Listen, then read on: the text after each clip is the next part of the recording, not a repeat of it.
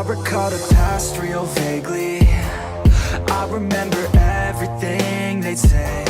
Maybe thought that I was crazy, thinking that one day they'd see my name. Love being a loner, always moving closer. Knew exactly what I wanted to have. Fear of growing older, chip all on my shoulder. Told myself I'm never looking back. And now I'm cold and dissonant. I'm losing my innocence, and you don't know my intent. And now you better back down, 'cause I'm coming for you. Better back down, 'cause I'm coming for you. Better back down, 'cause I'm coming for you. Better back down, 'cause I'm coming for you. You know, throughout my life, I've always heard terror attacks here, and you always hear bits and pieces, but I've never actually met anyone. It took me about 3.5 years to actually get over it, to 4 years. Last year's been a bit forward every day. But 4 years before that, after the terror attack, was very, every day was a battle. Part of the counselling, and I'm still going to do this, is going to a mosque and meet the imam, just to get the facts of things, instead of, like, as I said before, I just cross the road when I see 3 Muslims with beards. I would absolutely love to get you together with a good friend of mine, who's Muslim, and you will, honestly, that you can't not hate him. If you would like that, I would make that happen. Yeah, I'd love that to happen. I'm losing my innocence, and you don't know my intent. Today is an exciting day. You've seen my podcast that we've done with Roy, the Lion of London Bridge. He was attacked in a terrorist attack where he almost lost his life. He was attacked multiple times with a knife, which caused him serious injury. Most of it was to his mind. With this, he had a newfound love for hating Muslims. And because of this, I felt it was my duty to introduce him to a good friend of mine that will help him understand the difference between Muslim and terrorist.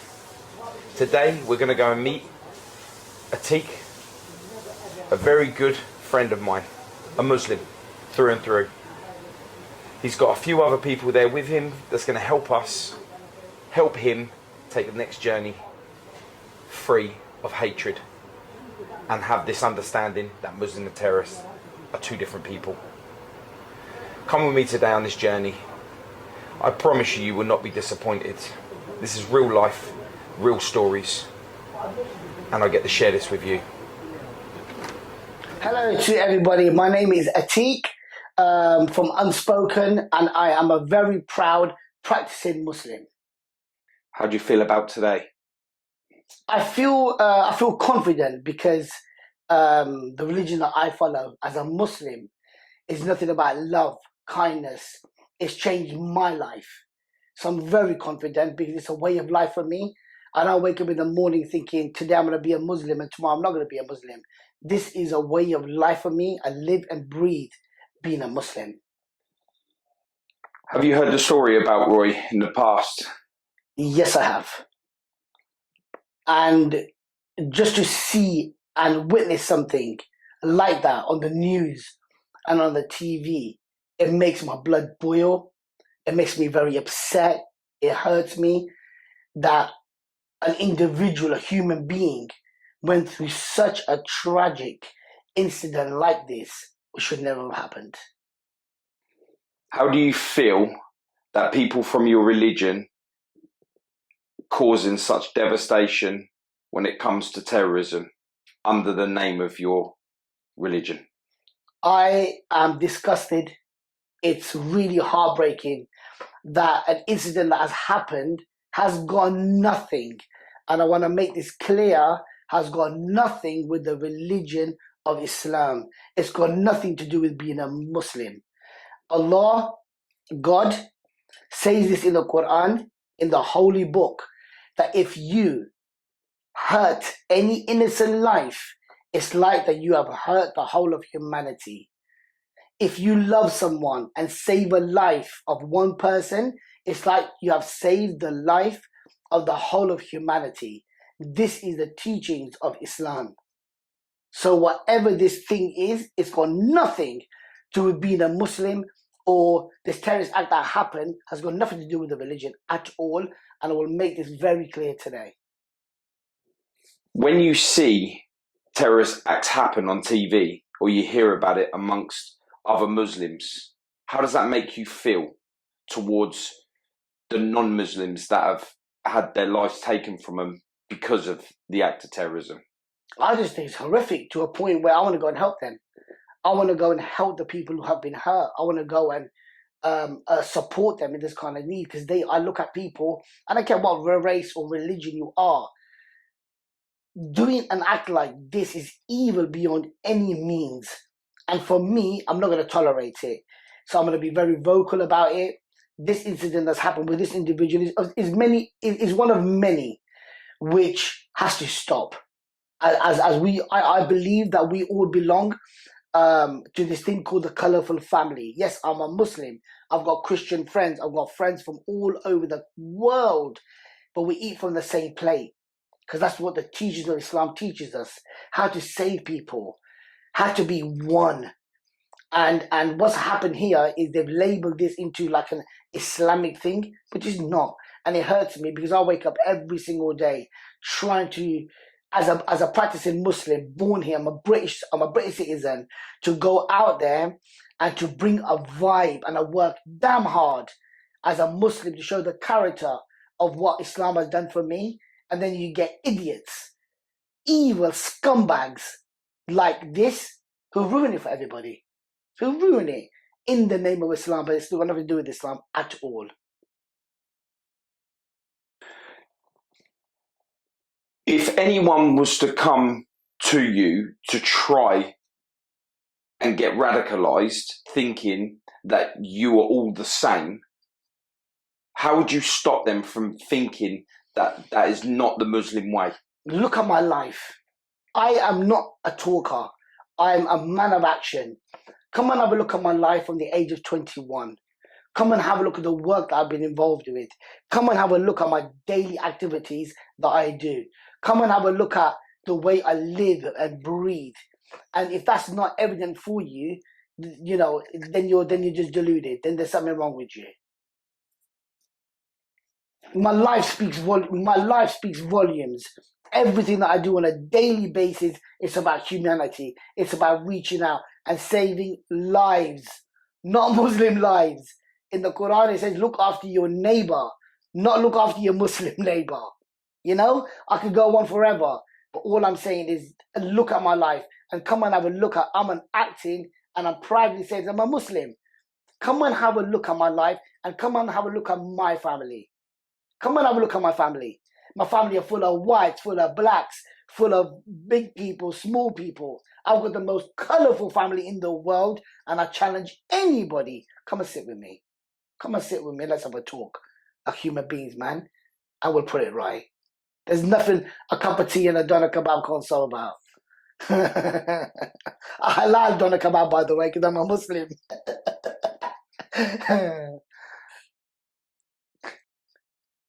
How do you feel, being Muslim, that people would brand you automatically as a terrorist and start attacking you across your social media platforms and even in person? It happens all the time. Look, I chose this path. I'm a grown-ass man. I was born a Muslim, but I choose to be a practicing Muslim, and I'm not shy about that. I want to look like a Muslim. I want to do the things that Islam teaches me and stuff. What saddens me is our children suffer. When they go to schools and a terrorist attack happens, you see it within my own children. Other children won't want to play with them anymore, because they think that, oh, these kids they're from a terrorist family, you can't even talk with them. I've got a daughter that I've took on, my adopted daughter. She's not a Muslim. I've had her since she was 6 years old. She goes out, she goes to church, she does whatever she wants to do. As a father, I'm still her dad. As a Muslim, I'm still her father. So whatever you are, you have to go into each other's worlds and respect each other. This is what Islam teaches us. So, you know, it's like going on, it's like, for an example, going on a flight, and you can guarantee, you can sense it. People say, please don't sit next to me, please don't sit next to me, because you're a Muslim and thinking, oh my God, oh my God. But once you've sat with them, within about 45 minutes, they're on your Insta, your Facebook. They say, who are you? And what breaks my heart the most is when they ask the question, are you really a Muslim? So what? Are you really a Muslim? That's how much hate, and that's how much the media has portrayed the religion to be so bad that when you have a laugh with someone and you're joking with them and you're helping them, there's an incident that happened on a plane where there was a child that was crying, and I reached out to help. I think the whole flight I babysat some white dude. I'm not, nothing to do with me, but the family was so happy. And that trust, I've been babysitting this dude all the way from the flight, and then forever, and I'm still friends with him today. But this was one family that I spoke to in depth, and they said that we did not want to sit next to you. They were very open. We obviously, when we got to know each other, but we have to face this on a daily basis. Am I sad about it? Yes, but we have to face it. And reality of it is, it's happening. And I'm going to take it on every single day. I'll take it on. I can go and do a gig. I can do a beautiful gig about mental health. But the questions at the end of it will always be about, why you got a beard? Why do Muslims bomb? It's always going to be that kind of a thing with people. So, but I don't really mind. If you want to talk about it, we'll talk about it for weeks. But you will lose, because evidently, whatever I've done in my life is purely for my heart and for my religion of Islam that teaches me how to be a good man. Saved my life. My very best friend, Liam, a white guy, not a Muslim, saved my life. He saved my life, made me into a better human being.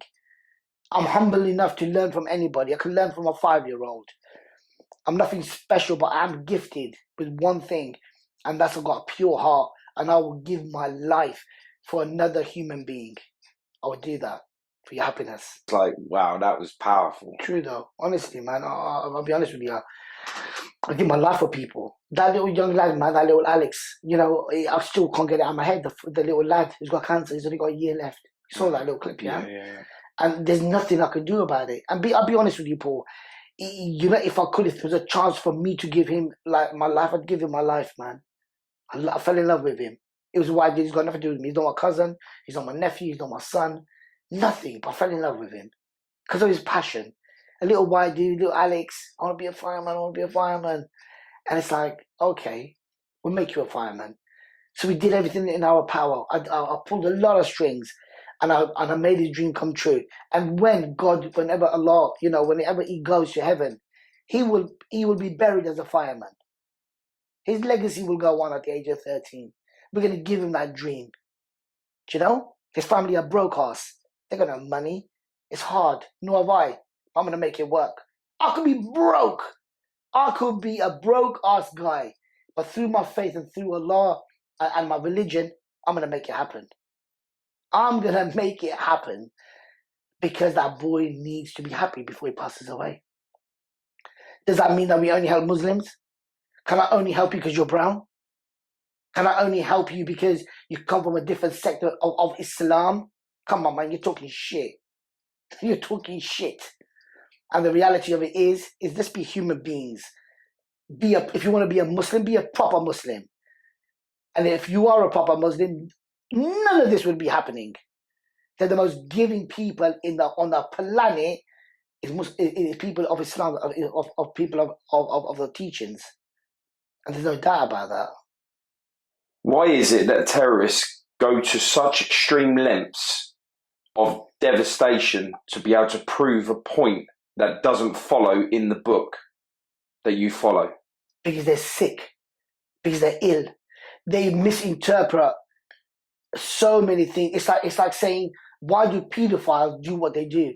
Why do rapists do what they do? Why do places of worship have people in such high positions that do what they do? They go to an extreme where they have so much power, like a vicar or an imam or something, but they commit a sin. Is it the religion or is it the sin? You got to remember, that God made us into human beings, so we're always tested by the devil. If God wanted us to be perfect, he'd make us into angels. We're far from it. We're all going to make mistakes. The devil gets the better of us at some point and you make mistakes. But this kind of bullshit about terrorism and killing innocent lives, it's absolutely evil. It's disgusting. It's one of the most, it irritates me. And I think we need to speak about it a lot more. And a lot more workshops need to be doing about it. A lot more education needs to be done about it. All schools, because Islam is the top subject in all over the place, they should talk about it more. They should study it more, you know? And I think a lot of people will change and have an outlook of people of Islam when they study and they know what the religion is all about. If in the holy book it says clear cut in our holy book, if you save one life, innocent life, it's like you've saved the whole of humanity. Do I really need to say any more than that?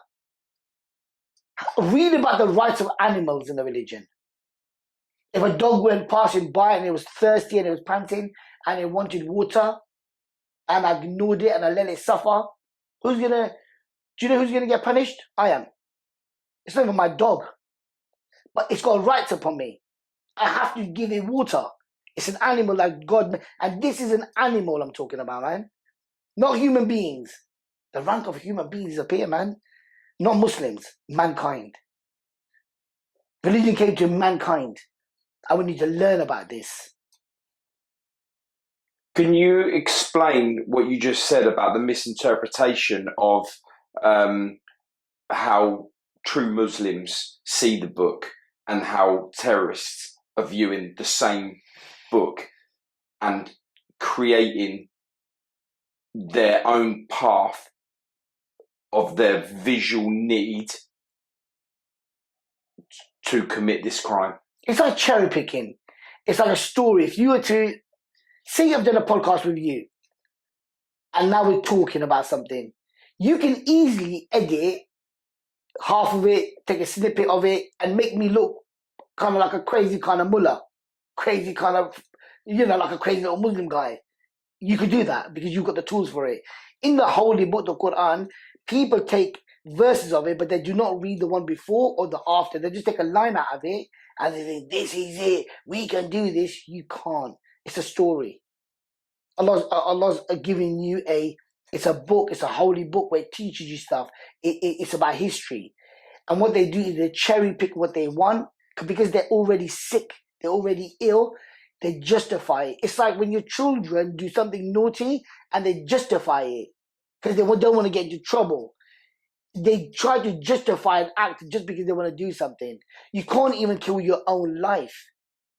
Suicide is haram. Haram means forbidden in my religion. In Islam, if you hurt yourself in any forms or means, or if you commit suicide, it's against Islam and you will be punished by God. So that just takes the whole suicide bombing out the way. It's not allowed.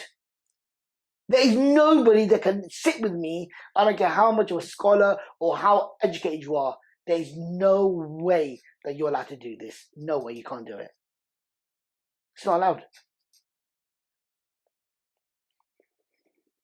When you go to heaven or you go to your better place, there is 1,000 virgins like waiting for you for your deed that you've done in the name of terrorism.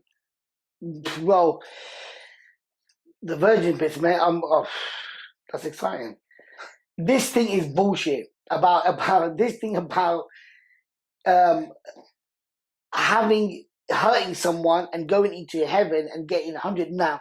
That you're deluded. Even saying it, think about it. I've just committed a crime. I'm gonna end up in heaven and I'm gonna get 100. Even saying it, it's funny. It's like a Jackanory story. It doesn't exist. It doesn't even make sense saying it. If somebody said it, you look. It sounds silly me saying it. Somebody's committed a crime. Forget about the 100 things at the moment. That we'll talk about that later on another podcast, yeah? But this, you've committed a crime and you're going to go to heaven. You're nowhere near heaven. You're not going to go anywhere near heaven. You've committed a crime. You've took an innocent life. You've hurt someone. Let's put this hurting to one side. Even mentally, I've had an argument with you and I've hurt you. Your heart's broken, man, and I've really hurt you. You've gone crying. I'll get punished for that. I can't hurt you, bro. Me as a Muslim cannot hurt you. I have to make up with you. God says if you had some kind of argument with someone, you have 3 days, 3 nights to make up with that someone. Go and apologize. That's the teachings of the Quran. That is what the Prophet, peace be upon him, has taught us. Do not fight with people. Don't leave any bad vibes with anybody. It doesn't matter who it is. Don't leave a person in a bad state. We're on about mentally here, bro. We're not on about physically. Let's talk about that first. Then you'll see how horrific and how bad all of this terrorist shit is. It's wrong, man. It's wrong. Just thinking about it, man. I'm talking about it a lot more now. It's honestly sickening. It is sickening. Manchester, sickening. I had friends there. My own friends, kids were there. Do you understand? So all of that, it's very, very heartbreaking. And we need to nip this in the bud quite quickly. Have you been directly affected, whether it's within your own family branch or other family members and friends, like you said about the Manchester bombing, where your religion has come into play and this kind of thing has happened and you've been affected by it directly? Yeah, of course. My friends stopped talking to me.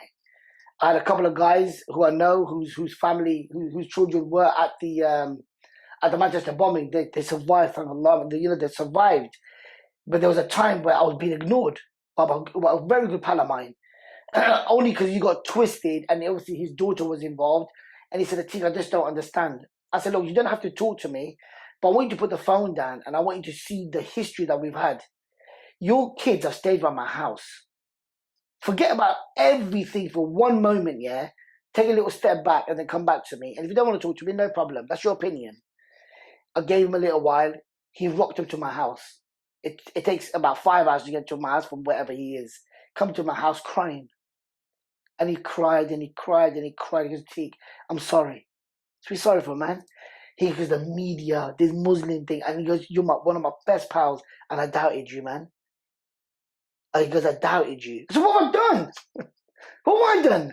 You know, because Atiq, everything you've said to me, you're so right. It's not your religion. It's just scumbags. And it is scumbags. Using a name, you know, of Islam just to get away with it and making everybody else's life hell. Do you think it's easy for me to go into the airport? Do you think it's easy for me to be one of them? Oh, we're just doing a random check. Oh, come here, sit there for 5 hours. Oh, you can go now. I've got my security is that clean. I can sit with the Queen and have dinner with her. There's nothing wrong. I haven't got a criminal record, but I will get pulled at the. Do you know how embarrassing it is for my children? Do you know how embarrassing it is for my kids and my family? That you get pulled up every single time you go anywhere. You get pulled up just because I'm a Muslim. But you know what? I look at it. If this makes the country safer, if they've got to do the security, and if that makes it safer, I'm more than happy to sit there for 6 hours. It doesn't matter. But it hurts me inside thinking, why? Because of these scumbags. Because they made it so, because you're with a group of friends, you're going away on holiday, there's 17 of you, 18 of you, and randomly, you're the one that gets pulled over. Can we have a little word, please? Where are you going? Why are you going? Nobody else gets asked that. It's embarrassing. It's embarrassing because I've done nothing wrong. And because of these scumbags, a very minority of them are doing these horrific acts, it ruins it for so many people. And it affects our lives. But what do? We've got to crack on. If that makes the country safer for doing your security, then go ahead and do it. I don't mind. But it's heartbreaking. Have you ever thought about stepping away from your religion just to feel what you just said normal? Never. Never. Never ever. Because this religion, Allah has saved my life. I wake up every day and I'm blessed. Allah, thank you for making me a Muslim. Thank you for giving me If I wasn't a Muslim, I would never be able to save lives as I can now. I would never be this vocal. I would never be this confident. I rock up to places, 300-400 people, and I go in there and I know Allah's got my back. I don't need no clout. I don't need no nothing. If it wasn't for Allah, for my religion, you would never be in my life, bro. You lot wouldn't be in my life. I would never have friends who are so colourful from different faiths and religions who I would give my life for. I love them from the bottom of my heart. My religion teaches me this. When people look at me and thinking, how are you so active? How are you like this, man? We want to be like you. Who's your hero? My hero is Muhammad. Peace be upon him, sallallahu alaihi wasallam. It's the messenger. Peace be upon him. That's who I follow, man. And that's why I am who I am today. What do Muslims think of Jesus? Wow. Beautiful. No one can be a Muslim if he did not believe in Jesus. And we believe that Jesus was a prophet. And in our religion, Jesus is called Isa alayhi salam, a very big prophet of ours. Very, very, very big stories on Isa alayhi salam. If Muslims don't believe in Jesus, you're not a Muslim. But we believe that he is a prophet, not the Son of God. If you was there that day, the terrorist attack happened, what would you have done? If I was there on that bridge that day, let's make this clear, looking like the way I am, as a Muslim, I recognize when people say I'm Muslim, I just want to put this out there. Do you think that this guy, whoever this scumbag was, would have saw me on the bridge and thought, I've just seen a Muslim, so I'm going to put it in reverse and come back again when I ain't going to do this shit, I'm going to come back tomorrow? Would he? Fuck. He would run me over. If my kids were with me and my family, he would have ran all of us over as well. He don't give a shit about us being Muslims. That's how scumbags they are.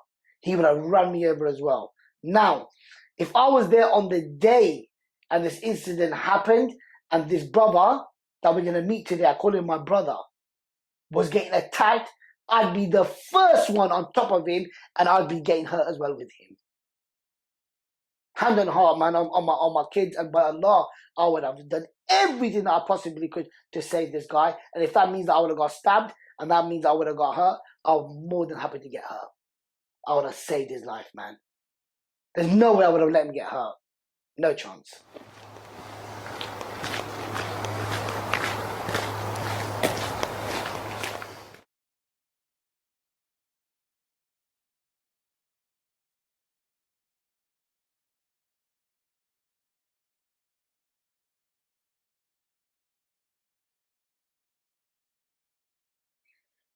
If you'd like to introduce yourself, please. My name's Roy Larner, You're also known as the... Lion of London Bridge. How do you feel today? I feel a bit nervous coming to meet into a mosque and seeing what it's all about. But it's something I wanted to do for a while, since I was involved in the terror attack at London Bridge, and see the different sides of different things. Yeah, a little bit nervous to meet, but I think I'll be all right afterwards, once things start talking. We're in Peterborough today, meeting a fellow friend of mine, Atiq, and you have come all the way today from London. From London, yeah. Talk us through what you was thinking last night, this morning, and your journey over.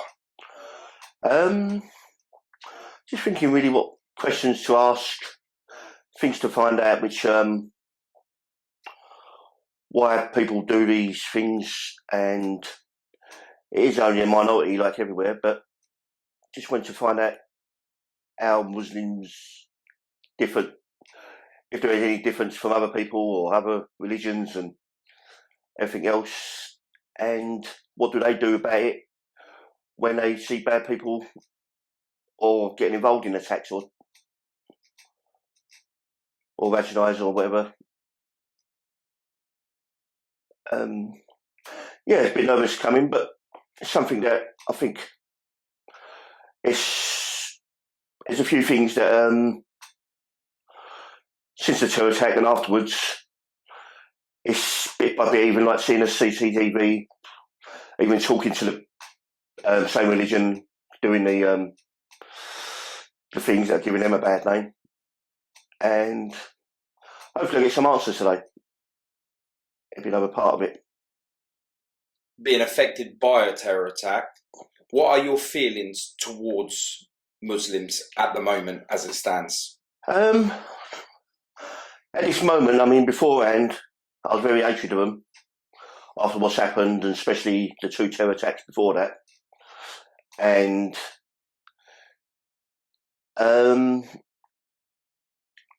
yeah, the hatred straight after, because they're just killing innocent people. It weren't really anything to put their point of view. It's just people, they're getting to hate the rest of them.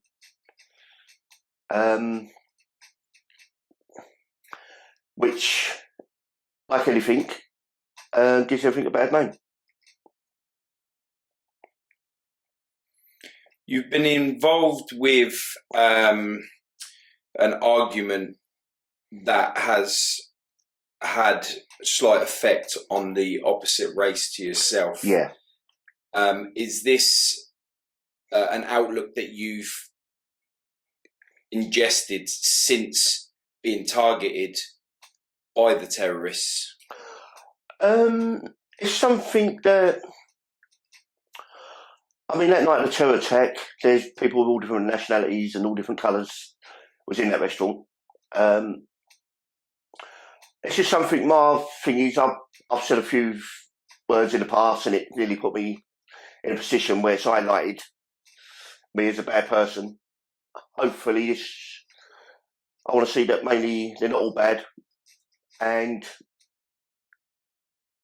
it's a way forward for me. Every step's a way forward, slowly.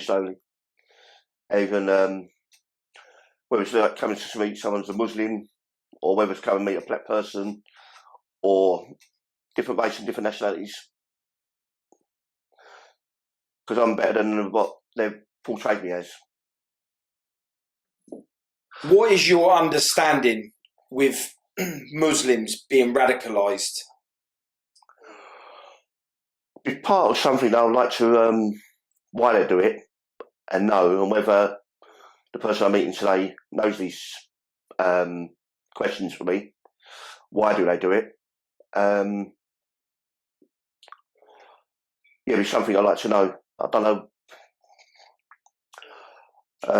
The answer, yeah, how do they do it and why do they do it? Since the attack has happened to you, did you or have you had any thoughts about getting your own back and in retaliating the way that they did to you to one of theirs? There was some thoughts in my head, but especially after the Manchester bombing, the kids dying and that, the hatred was there, and after what happened to me, they left me for dead. I was always, it was in my mind at some points, but I think it's only because what's happened to me, they left me nearly murdered me. And as time gone on, it was just the anger straight after, which I think a lot of the public out there was had that thought as well. I think because of the few terrorist attacks that happened within the space of 2 months, yeah, they done to me, left me nearly murdered for no reason. It did come to my head at one point, but now as time's gone on, you see a different picture of things, and this could be a nice final chapter for me. Talking to someone who's from the mosque and that, which will give me answers hopefully. But yes, your question is yes, it has put in my head before.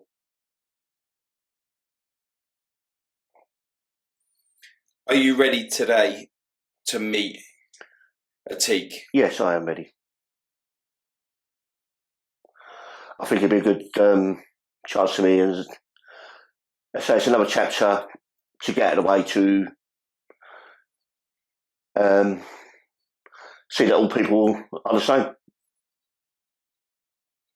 This is your first sit down with a Muslim since the incident has happened, isn't it? Yes, it is. Yeah. I mean, there was times when I couldn't walk past mosques, or I had to walk across the other side of the road. It just went through my mind in case another attack happened, or whether I got noticed. So the fear is real for you then, for you to cross the road when you're passing a mosque, a Muslim diner, or a Muslim person, for you to cross the road in case this happens again. It was in case it happened again, because the counter-terrorism police, they told me that I was a target at one point straight after the terror attack. I was on wherever they look at, but they did tell me I could be a target at any time. How does that make you feel? Because for them to be able to say that you could be a possible target for another hit, yeah, would mean that they were out to target you in the first place, and it's impossible for them to target one person in the place when their whole point was to take out as many lives as possible. You must have been living in fear because of this. I was after for many months after. My head was all over the place because I think it was all the publicity that come with it that put me in a picture of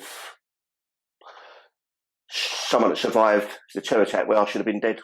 I mean, I don't look at social media and things like that for a long while.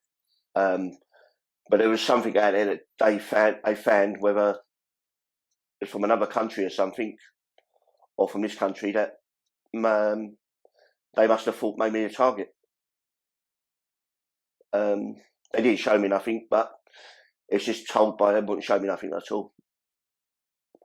And for that reason, yes, I was living a life in fear sometimes.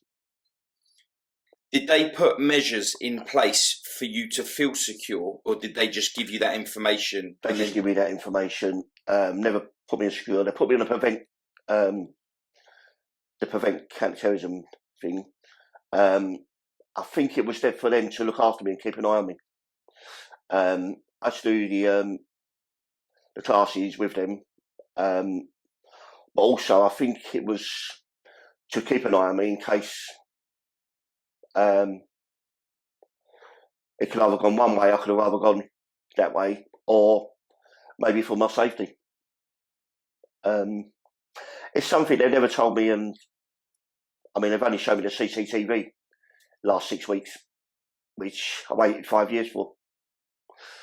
So I was let down by the authorities quite a lot. Being let down by the authorities, or some would say your people, because the police that would have dealt with you would have been white, I guess. Yeah.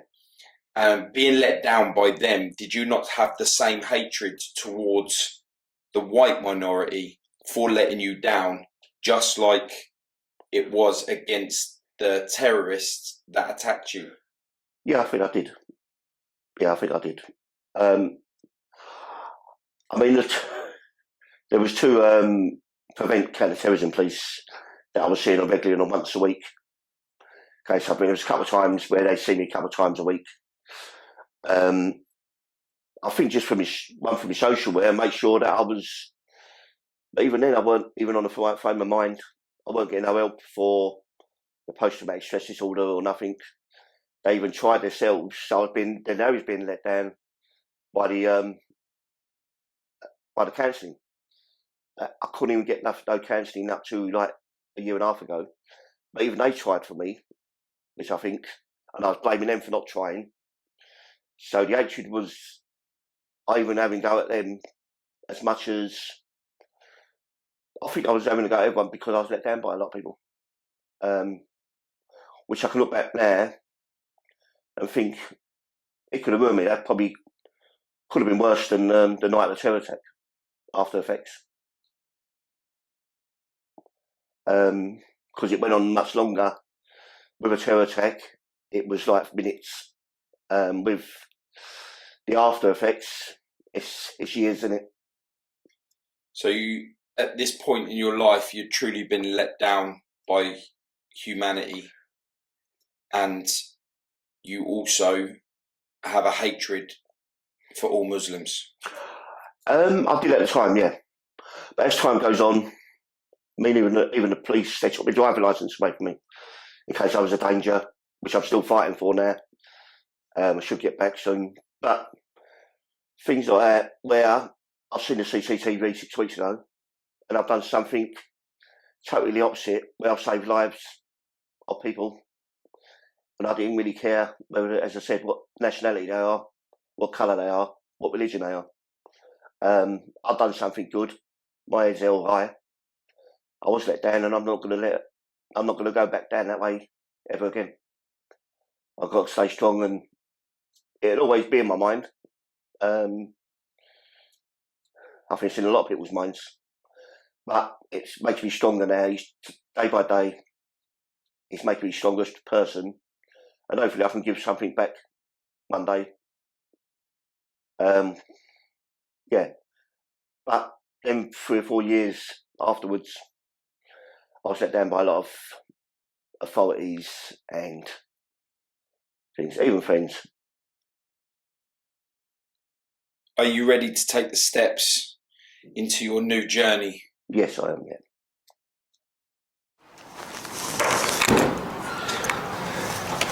So, Atiq, how do you feel? I feel good, you know. I feel good. And in fact, it's an honour, honestly, to meet somebody like this. It's just such a horrific thing. He could have died. And I think for He did die. He did die. He died and they brought him back. The thing that we've got with this is, for you, this is excitement to embrace your religion. But for this man, it's absolute fear. And this torture has lived with him since we first started this journey with him. Yeah. I understood that he wanted to help understand your culture, help understand why it happened, and he's looking at you for answers today. So I'm really excited for Roy. I'm really excited for you.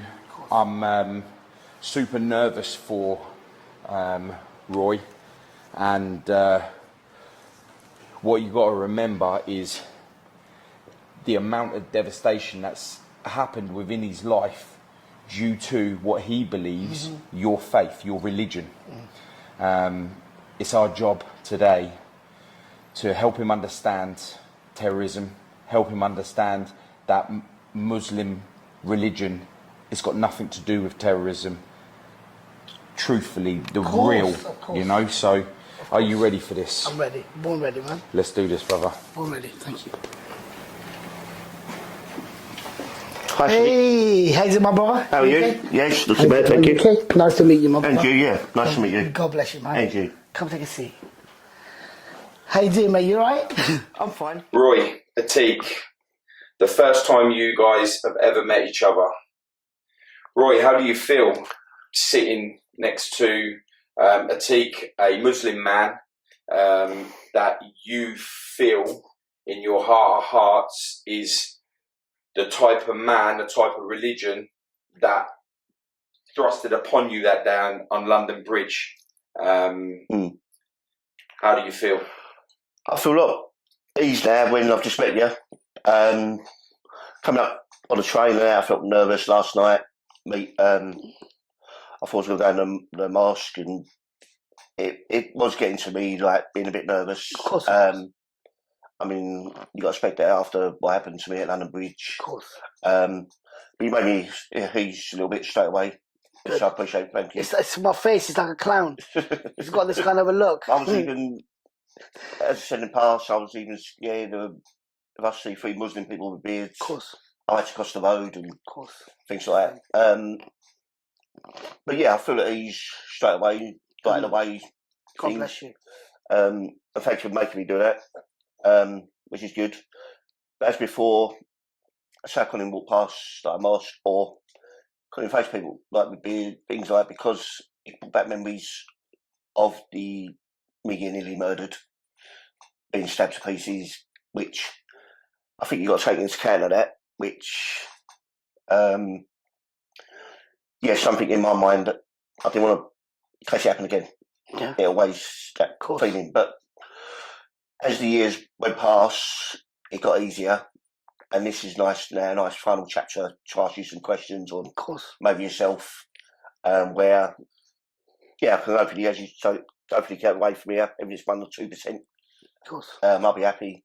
Look, as another chapter. From my side, thank you for giving me this opportunity, for being with you. I love your honesty. Yeah. Your honesty is beautiful. And I'm sorry that you have to walk past and you have to cross the road. Like you're like in a way, and look, what you've been through, it's horrific. It's disgusting. And we'll talk about that in a little bit more detail. What my opinion is about it. I mean, you'd have to apologise for them. It's just something that was in my mind. No, but I apologise as a human being. I'm apologizing for you as a human being. Have to face that like any other person that's going through trauma. I'm sorry you have to go through that because I love you as my brother. That's what I've taught in my religion and stuff. And I'm a person who gives. I believe in giving more than receiving. You understand me? And it's an honor just to sit with you. And well done for your bravery. Well done for surviving. Well done for doing the things that you've done. Yeah, I'm proud of you. So I went on some interviews before, and they was asking me questions, and I said the best time of it was when the police shot them, because I knew I weren't getting attacked again. Yeah. Because I was close to being attacked again. Of course. But when I said them things, then you get backlash from a different religion as well, where I shouldn't say things like that. But if you've been through where they've just killed people and you've been stabbed, nearly murdered yourself, it was the best feeling that they weren't going to do it again to me. Of course. Which probably yourselves, as a fellow Muslim, probably, I don't know whether it felt like that they did get shot where they put bad name to all Muslims, I suppose. 100%. Yeah. I'm with you. Yeah. I'm with you. Yeah. What you said, listen, what you said, it was your life, man. Yeah. You're a father, right? Yeah. You're a husband, right? Yeah. You got well, we'll fix that out for you today. We'll fix that on the mosque for you today. Yeah. You went through something so horrific. There's people out there that love you. All of these things. Look how many lives that would have been affected. So what you said is not wrong, man. No. You were getting butchered. I know, but it's just with social media, like, you know. But you always get good and bad. That, you know what this shows? It shows you've got a really clean heart. Yeah. Your soul is so beautiful, my brother. Yeah. And I'm proud to call you my brother. I mean, when I was being attacked, I was saving fellow people in that house, in the restaurant. It could have been all different. It could be Muslims, it could be Christian, Catholics, it could be all different colours. I wasn't looking at who am I saving. I just put myself in the firing line, and luckily I survived it. Well done, well done. And mentally now I'm getting there. Well done. Is this the first time that you've had like an interaction with anybody like Muslim and stuff? Conversation-wise? I always say hello to neighbours. Yeah. They always asked. But straight after the attack, it was like hatred in me.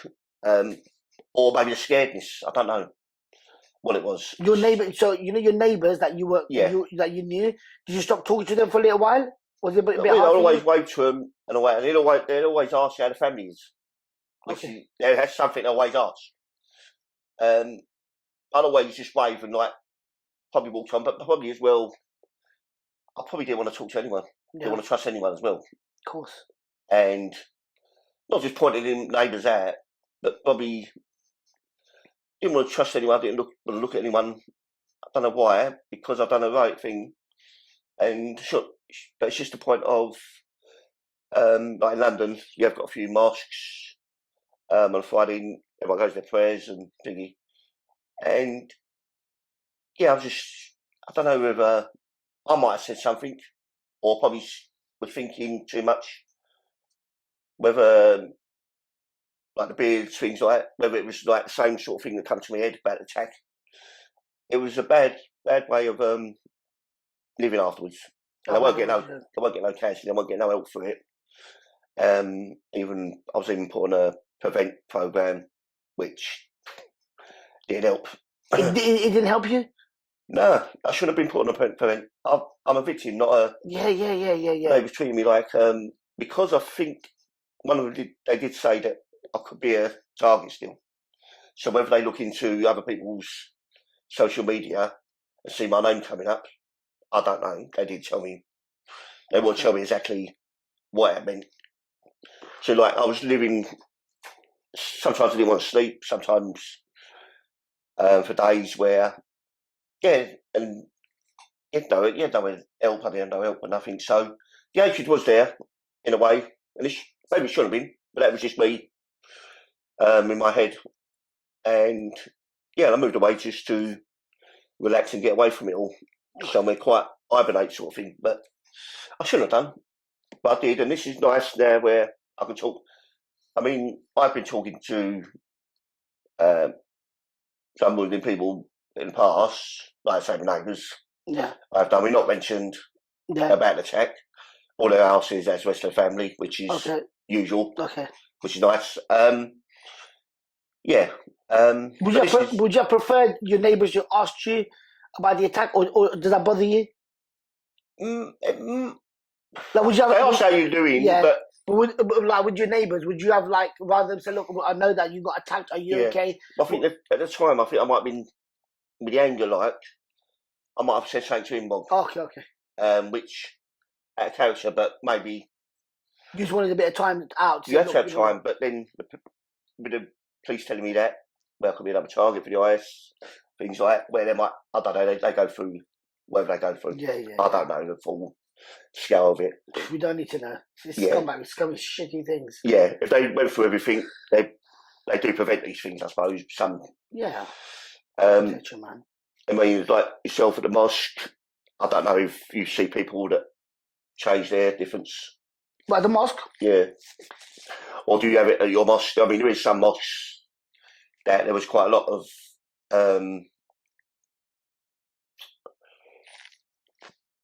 What he's trying to ask you is, are you, when you go to mosque to do your prayers, are you in there with terrorists? Do you know if so much terrorists or like people that HD? No, none of that. No chance. We don't associate with shit like that. Yeah, but there is some mosques like in London that have been in the past, I think. Yeah. So basically, what happens here is, for me, this is. I don't know what Islam they follow.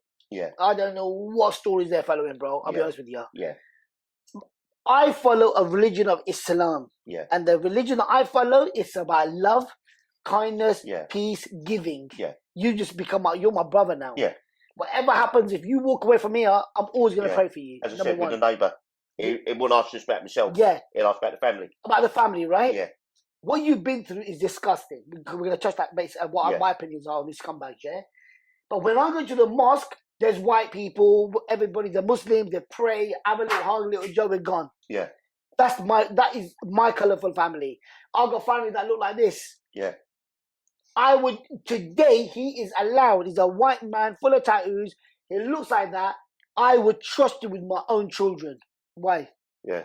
Why would I? He's not a Muslim. Because my religion teaches me, and he's my brother.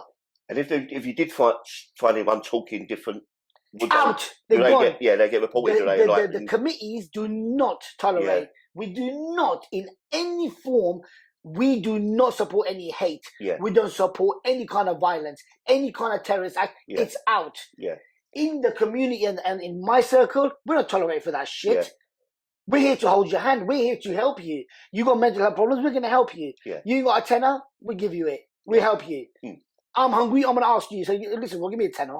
Yeah, because I'm comfortable with you, bro. Yeah, it's not about. I could be a Muslim, you could be a Christian. Yeah. Why can't we break bread together? Yeah. Why can't we break bread together? Just the other day, if you look at my life, and you'll get to know me a little bit more. If you get to know my life, you will see that I wake up every single morning just to save lives. Yeah. And when I mean saving lives, this means I save anybody's lives. It's not Muslims. Yeah. I'm a Muslim. I go to all schools. I'm doing a tour at the moment. I will go and reach out to any human being. Do you know why? Yeah. Not because I'm a Atik. It's because I'm a Muslim. Yeah.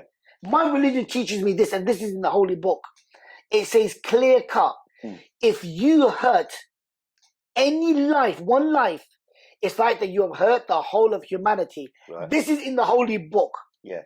If you save one life, it's like you have saved the whole of humanity. So really, truly, you're the hero. Allah's talking about you. Our Allah, God is talking about you and a person like you, bro. Because I had a little run in 6 months before, like the terror attack, with loads of students, and one was a black bloke, and I said something to him. Nothing at the time. It was just an argument. I mentioned the black word. And that was it. When after the terror attack, because my name come on the things, then it started going in the papers. I'm racist. I'm this. I'm that. Just them few words I said to someone. They recorded it. I got licked for it. Yeah. But I think it was just the anger thing at the time. I said something about his colour. Yeah. Look, we're not perfect. Look, at the end of the day, you have your opinion. Right. If you got something against whatever it is, it's up to you. It wasn't against him. It's just a point of It's an opinion. Yeah. It's your opinion. Everybody has a time to try, but whatever. But as we sit in here, we're gonna have difference of opinion. You're not gonna like some of the stuff I say. You're not gonna. I'm not gonna like some of the stuff that you say. Yeah. We're on two different worlds, but that doesn't mean that we can't get on. Yeah. And this thing that you've gone through, we need to make it clear. It's got nothing to do with Islam. It's got nothing to do with Muslims. It's just a target now that everything that happened. A guy could go and nick a bike today. Yeah. If a guy went and nicked a bike and he was a Pakistani guy, instead of saying Mr. So and so nicked a bike, they will say Muslim Pakistani guy nicked a bike. Because they want to portray the Muslim in such a horrific way. But guess what? It ain't gonna happen because their religion is pure, man. And do all the Muslims get on, or you got probably African Muslims with you? You got sects. So like in Christianity, you have different Church of England or Church or whatever. You have different sects, but you get on. Everybody gets on. I can see a Muslim guy, which I don't know from Adam, and the first thing he will say, "Assalamu alaikum, may God's blessings be upon you." Yeah. Islam, brother, you good? You good? You recognise him? All right, cool. So they all get on not because they're from Africa or from their Pakistan. But when it comes to stuff like Eid, everybody's got a difference of opinion. Like Eid will be on a different day, whatever. But that's fine. If you think that the people don't debate in your own religion, of course they do. Yeah. Mosques have it, vicars have it, churches have it. Wherever there's too many power heads, you're gonna get arguments. You're gonna get somebody better than this. Do you know why? Because we're human beings, man. You being a vicar or somebody being an imam, it doesn't make you perfect. So they used to argue like. Of course they argue. Yeah. They argue all the time. Yeah. But it means that we're human and we have to accept that. I'm not going to sit here and bullshit you. So the ones that do this, like with the terror attacks, are they from one section? They're from no section. They're from the section of scumbags. Yeah. They're from the section of... Are they from one country, like meant to be from one country or not? No. No. From anywhere. You can have a young lad, a white dude. He could be growing up and he's gone into the wrong crowd. And they said, oh, if you do this, it's influenced by the ill people. Yeah. So you've got a section of people who are ill, who are uneducated, who can't read or write. They think that suicide bombing is correct, which is not. It's haram in my religion. It says clear cut. Anybody who takes his own life, you will be punished by God. You cannot take your own life. That's what I'm on about your own. Like the Manchester bombing, it was like Libyan. It was like someone from Libya. So there's different kinds of... So people, you got to remember, like even now I'm learning too, when people come to the UK, so now we're living amongst Polish, Lithuanian, people from all over the world. When I was growing up, you'd be lucky to see a black guy. Yeah. You'd be lucky to see a Chinese guy. Now you're in a school where there's every nation under the sun. When we were growing up, and you said to somebody, we're looking at, you'll have a little tear up, yeah? And it'd be all right, it'd be done. Now you're saying to someone from a war-torn country, say for example, people from Palestine or from Syria, whatever, you got people living amongst you, they've seen their own families die, man. And you're turning around saying, we're looking at, he's thinking, are you fucking real? So you're dealing now with real life people. Now these people bring their own culture, they bring their own little tribes. So whatever their culture is, they're trying to bring it into this country. That's when it becomes argumentative. Women from abroad will dress up like they got nothing on. Right. That doesn't mean they're slags. It means their culture is like that. Yeah. We're thinking, cool, blimey, man, put some fucking clothes on. But listen, when you're talking about our parents don't say that, this is the way that's their culture. But maybe the older lot. You get African people who will look like, wow, that's colourful, man. What you got? But that's their culture. Yeah. We should accept that. Britain is so good for that. Yeah. Britain is so good for that because they've accepted Muslim people to have mosques legally. Yeah. You can pray where you want to pray. You're allowed to have halal to go and eat somewhere halal. You can't get better than this country. No, I don't This think is so. the best country in the world It's the best country. because we could do stuff like this. Even though I was let down by the authorities, Yeah, there are flaws, but if you look at it overall, this is one best. you can't live in a better country, No, bro. this is the best country. One of the best countries in the world. You know, I'm Yeah. proud to be British and I'm Yeah. a Muslim. Yeah. I can practice my religion in this because this is my home. This is what I give back to home. I've been involved with a charity for a registered charity. I was a family member. I let that go because I wanted to be a motivational speaker and I wanted to reach out to everybody. Right. I wanted to make it clear-cut, unspoken means that it's voice for every single person. Yeah. If you go lacking of confidence, I'm going to help you, man. If there's kids around who are suffering, I'm going to help them. And I will make it clear. I was talking on the other interview report, and he asked a question. And said, what would you have done if you were there? So what makes them like want to do these like attacks or Brainwashing. So they get involved with the team. It's like, what makes a paedophile do what he does? yeah? I mean, I don't agree. I mean, yeah, Let's think about it. What makes a paedophile? Nobody wakes up in the morning and says, I'm going to go bang kids. Yeah. It's disgusting. Yeah. But what makes them do it? Number one. What makes somebody go and rape a woman? What makes somebody go and murder someone? Yeah. What makes somebody in America go and kill? Right, today I'm going to go into a school and you know what I'm going to do? I'm going to shoot everybody that comes my way. You're fucked. Mm. Your intention is go to a school, learn there's children, you're going to kill them, you're going to make things suffer. Why? It's because you're ill. These people are sick. So I mean, in that year 2017, I mean, you had the Westminster, you had the Manchester, you had the London Bridge one, Yeah. and then at the same time there was one against the mosque. I think there's one madman Yeah. that drove from Wales down to the Parsons Green. I think. Yeah. Um, A lot of stuff happened, but that's what you know. But if you look back at it, that's the media's told you about that. But there's Yeah. loads of stuff that's happened by white males. Look what happened with the shooting in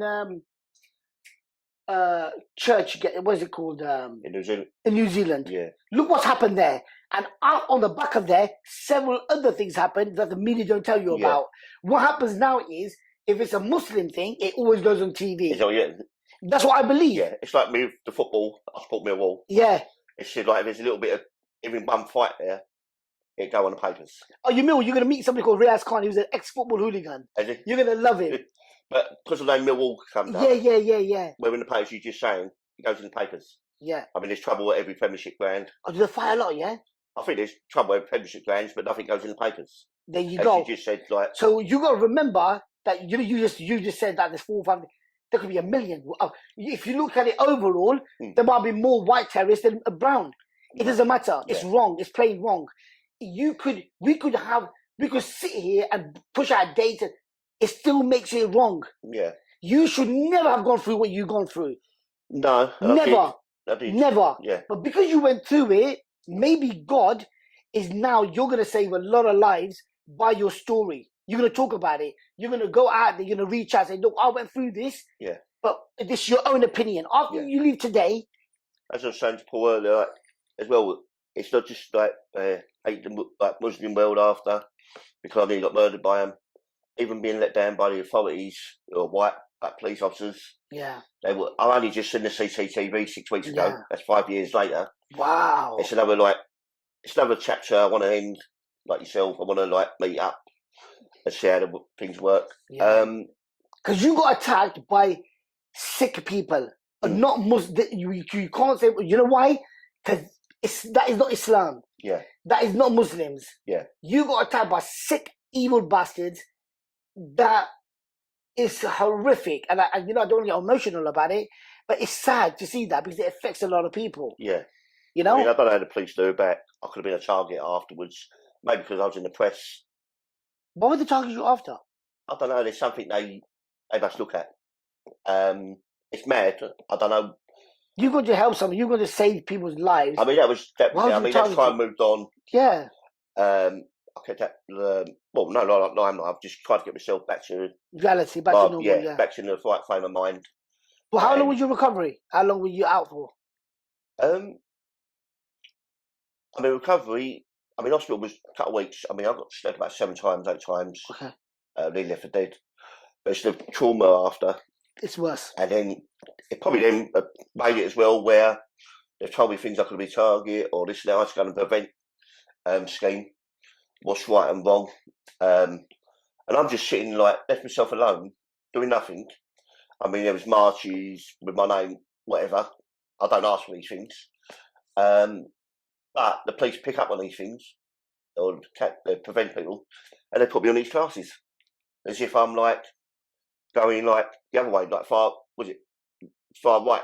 Yeah, something Where like I didn't use those social media. I don't. But they put me on these classes. I went on them. Even the bloke who took this class, he said, "You should never be here. They should be helping you get a flat, that. Yeah. counselling and things like that," which they didn't. And it was a struggle, but I still take day by day. But it is a good, nice future ahead of me where I'm finding out things now, and hopefully you still get the odd flashbacks and your nightmares sometimes where I think it's for anything, whether it's a Muslim thing, whether it's been attacked by anyone. I think you still will get them. Of course you would, man. Them flashbacks, I think. Of course. It is going well at the moment. My head's in the right way. I mean, this is another nice. Today's going to be Of another course, nice. it'll be a lovely thing day. coming up We'll here. have an eat with chill. We'll do Otherwise, I this. wouldn't have come up Of course, thank you. if I didn't want to Of course. do this. So, Would you be shocked to know that Atiq has always also been affected by terrorism himself? You talk about the Manchester bombing. Atiq actually had very close friends of his at the event that were affected by the bombing themselves. Would that shock you? That won't shock me. This is another thing where I wanted to like try and find out, because in a terror attack, I thought you go and target or like target the people you want to go target. As you say, you've had people like if probably members of your family or something like that, or your same religion, that have been affected. But these people are doing it. They're not thinking. I don't know why are they doing it for? They're not. Because they're scumbags. They're ill. I told you before. They're not right there. So I'm gonna ask you a question and be honest with me. If I was on the bridge that day, do you think that I would have got attacked too? Yes or no? If I was with you, say me and you were together. Yeah, I think you would. Thank you very much. I think they just wanted to kill. Beautiful. They might have went for you first. Maybe. I don't know. Do you know why? I'd have thought that. Because they don't give a fuck who I am. Yeah. If this is Islam, Islam means look after your Muslim brother, your Muslim sister. You're meant to be one crew. So why would you? Then he would have attacked me and you together. So that means he doesn't give a fuck about you. He doesn't give a fuck about me. Yeah. It doesn't mean that I look like that he cares about me. Yeah. It does not matter because this is not Islam. He would have knocked me over, stabbed me, and if my kids were there, he would have done the same to my kids. That's another thing in the cars. They wanted to knock people over, didn't they? Yes. For some reason. And I'm saying that don't ever look like that these guys are looking, oh, if there's any Muslims here, we can come out tomorrow. They come out tomorrow. They're going to fuck you over as well because they ain't got no mercy. Yeah. They're ill. They're sick individuals, yeah? On the one I was taxing, they was planning to do Oxford Street because they was planning to go to Oxford Street. Because it was busy where we was, they went over the bridge a couple of times and that's when they started. They must have seen people there. Yeah. I mean, I don't know how long this planning they do. But you just imagine, in your head, like... I mean, if you're in a bar or something, or walking down the road and you have a fight with someone, it's different, it's not planned, is it? It's not just planned. bumping into someone and just... But you imagine how much hate and how ill this individual has to be that you have to plan, that you're going to actually go. Yeah. You don't care about their families. You don't care about the... It's like in a school once, in a school, I don't even want to name it, but in a school I did a talk, and this girl said that you're brainwashing me, blah, blah, blah, blah, blah. Her opinion, yeah? So we said, listen, so we had a little debate, I knocked her on the head, she made up, but the teacher himself, he stuck up for the girl. So he indirectly called me a terrorist, yeah? Right. No problem, that's his opinion. But he shouldn't have done it in the assembly. It's stupid, isn't it? So we're in the coffee shop, we're having a coffee, drinking, in the staff room. So I said, look, you're a professional guy, man. Yeah. If you think that I'm whatever, that's your opinion. But you have to do it for the school, it's stupid, yeah? So we're talking, I said, look, I read a lot, I listen to the radio a lot. In my opinion, I think that you're a paedophile. Yeah. Here's one red. The teacher's drink has come out of the mouth. She's laughing. I was shocked. I said, because they all look like you. Yeah. When you use the word paedophile, they sweat just like you are. Yeah. They smell a little bit like you. So until you're not investigated, you should be escorted out of the school. Yeah. He said, but how does that feel? Yeah. You just ignorantly call me a terrorist. I've never been into a lockup. I've never hurt anybody. Yeah. So you go and do your investigation about me, and I'll do my investigation about you, and let's see what happens. You don't like it, but then everything comes down. Sugar, I go, look, this is how it feels. And he was still sweating. I said, mate, you're sweating a lot. Are you all right? I looked at my head teacher. I said, you need to escort this guy out. Don't mess him out. Like, you go to schools and then talk to schools and that? Yeah, so I'm a motivational speaker. Yeah. And no matter whatever talk I do, at the end of it, it will always be about Muslims. Because I'm a Muslim. And they go, yesterday's talk, when I did a talk yesterday, they'll say, look, what makes you so, like, I said I could take on the world, I'm passionate, I want to save life. And these are all white kids. Do you think you would prevent at all, or no? No, I don't do nothing with prevent. No, they're bad. I think they're a bad organisation. I don't do nothing with prevent. I'm a realist. I'm not educated. Yeah, I think they're bad. I've probably got 1 GCSE to my name. I lost my missus at 21 to cancer, an English girl. I've been through suicide. I've been through, you name it, I've been through it. I've traveled the world. I've helped so many people, and I'm going to continue to do that. I don't need a badge. I don't need clout. I don't need no exposure. All I ask Allah to do for me is bring these beautiful people like yourself up there, colourful people into my life, and let's save the world. Like you. If you walk away today, I said, you know what? That Muslim dude was all right, you know. It's not about Islam. It's not about Muslims doing this, that, and the other. I'd be a happy man. Because if you want to reach out to me, you don't need prevent. You need a nice... No, I think prevent is a bad... You just need... All you need is a bit of love. And my doors are open for you, by the way. Yeah. You can reach out to me or Paul anytime you want. It's an open invitation. Come to Peterborough, have some food. You just need to be with the right people. Because I believe that once you're in a little group, prevent this and you don't need that, man. You need to be a real... I think they try and brainwash you a bit more than... You're a realist, man. And this got nothing to do with Islam. All my messages is say, look, what you've been through is horrific. It's disgusting. Yeah. Nothing to do with religion. This is what the media want to try to do, is pinpoint everything to Islam. What do you reckon it is doing, though? I mean... I just think it's when COVID started... I mean, like, women are being attacked and... Are they just mental or just... Crazy, bro. Who'd attack a woman? It's like going and attacking your mother. Yeah. It's like, look at it this way. If say this individual's gone and attacked a woman, how would you like if he attacked his mother? Let's have a conversation. You wouldn't like it, so why would you do it? It's like people rob gold of people. People go around nicking gold of people's ears. You're ill. You're a scumbag. Do you understand me? Yeah. So crime will always be there, but for us not to label... It's like out of town somewhere, a vicar has been caught playing with a kid. Yeah. The community have gone and broke the church.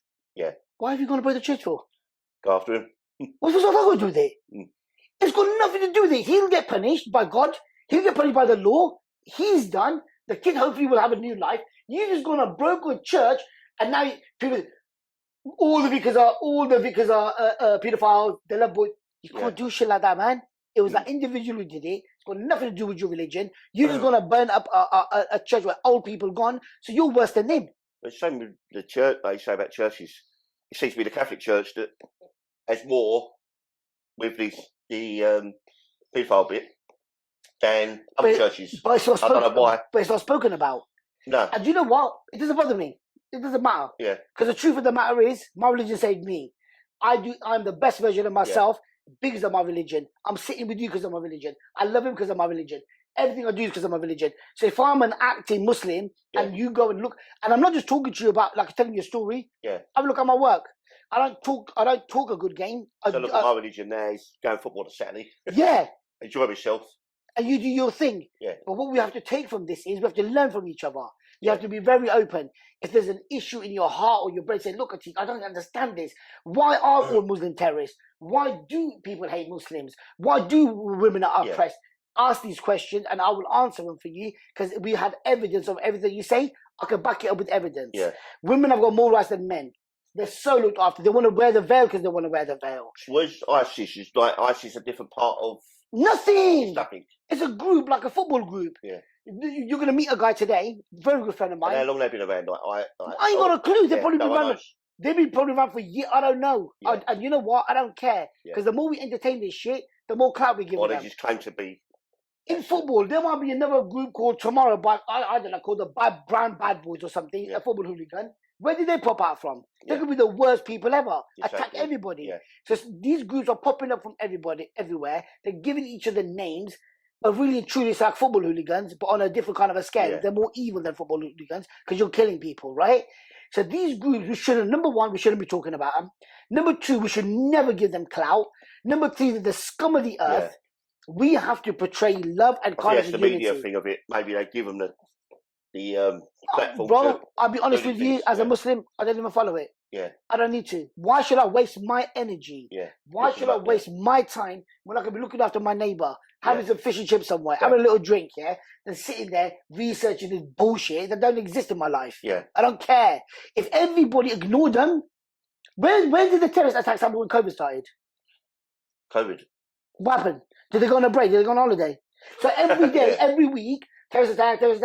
As soon as COVID comes up, 2 years, the terrorists went on a fucking strike. It was the easiest time for them. Everybody was at home.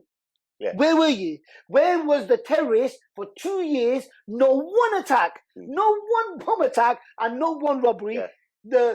Apparently the Muslims were on a strike, but COVID was killing people. Yeah. Where was the terrorists in COVID? Were they on a fucking break? Where were they? Yeah, I believe it. 2 years, man. Yeah. But every week there's a terrorist attack. I read about it. I was just doing my subs. I was having a look at some stats. Yeah, I read about things where they and honestly, if you look in the year, if you look at the year, there was always an incident every single time. Yeah. As soon as it hits COVID, not one attack in 2 years, bro. Or they stopped with an incident, or they. Yeah. What happened? Did they go on a break? Did they go to Ibiza? Where the fuck did they go? It's true. It's Come true. on, man. Yeah, it's ridiculous. The media's got us twisted. Yeah. Do you understand me? We're taking over, man. We as brothers are going to take over and we're going to spread positivity and love and kindness because that's what we do, man. Yeah. I'm proud to be a Muslim. I'm not going to shy away from it. But when you get to know me, you're going to turn around. There's no way you're going to walk away from me and say, you know what?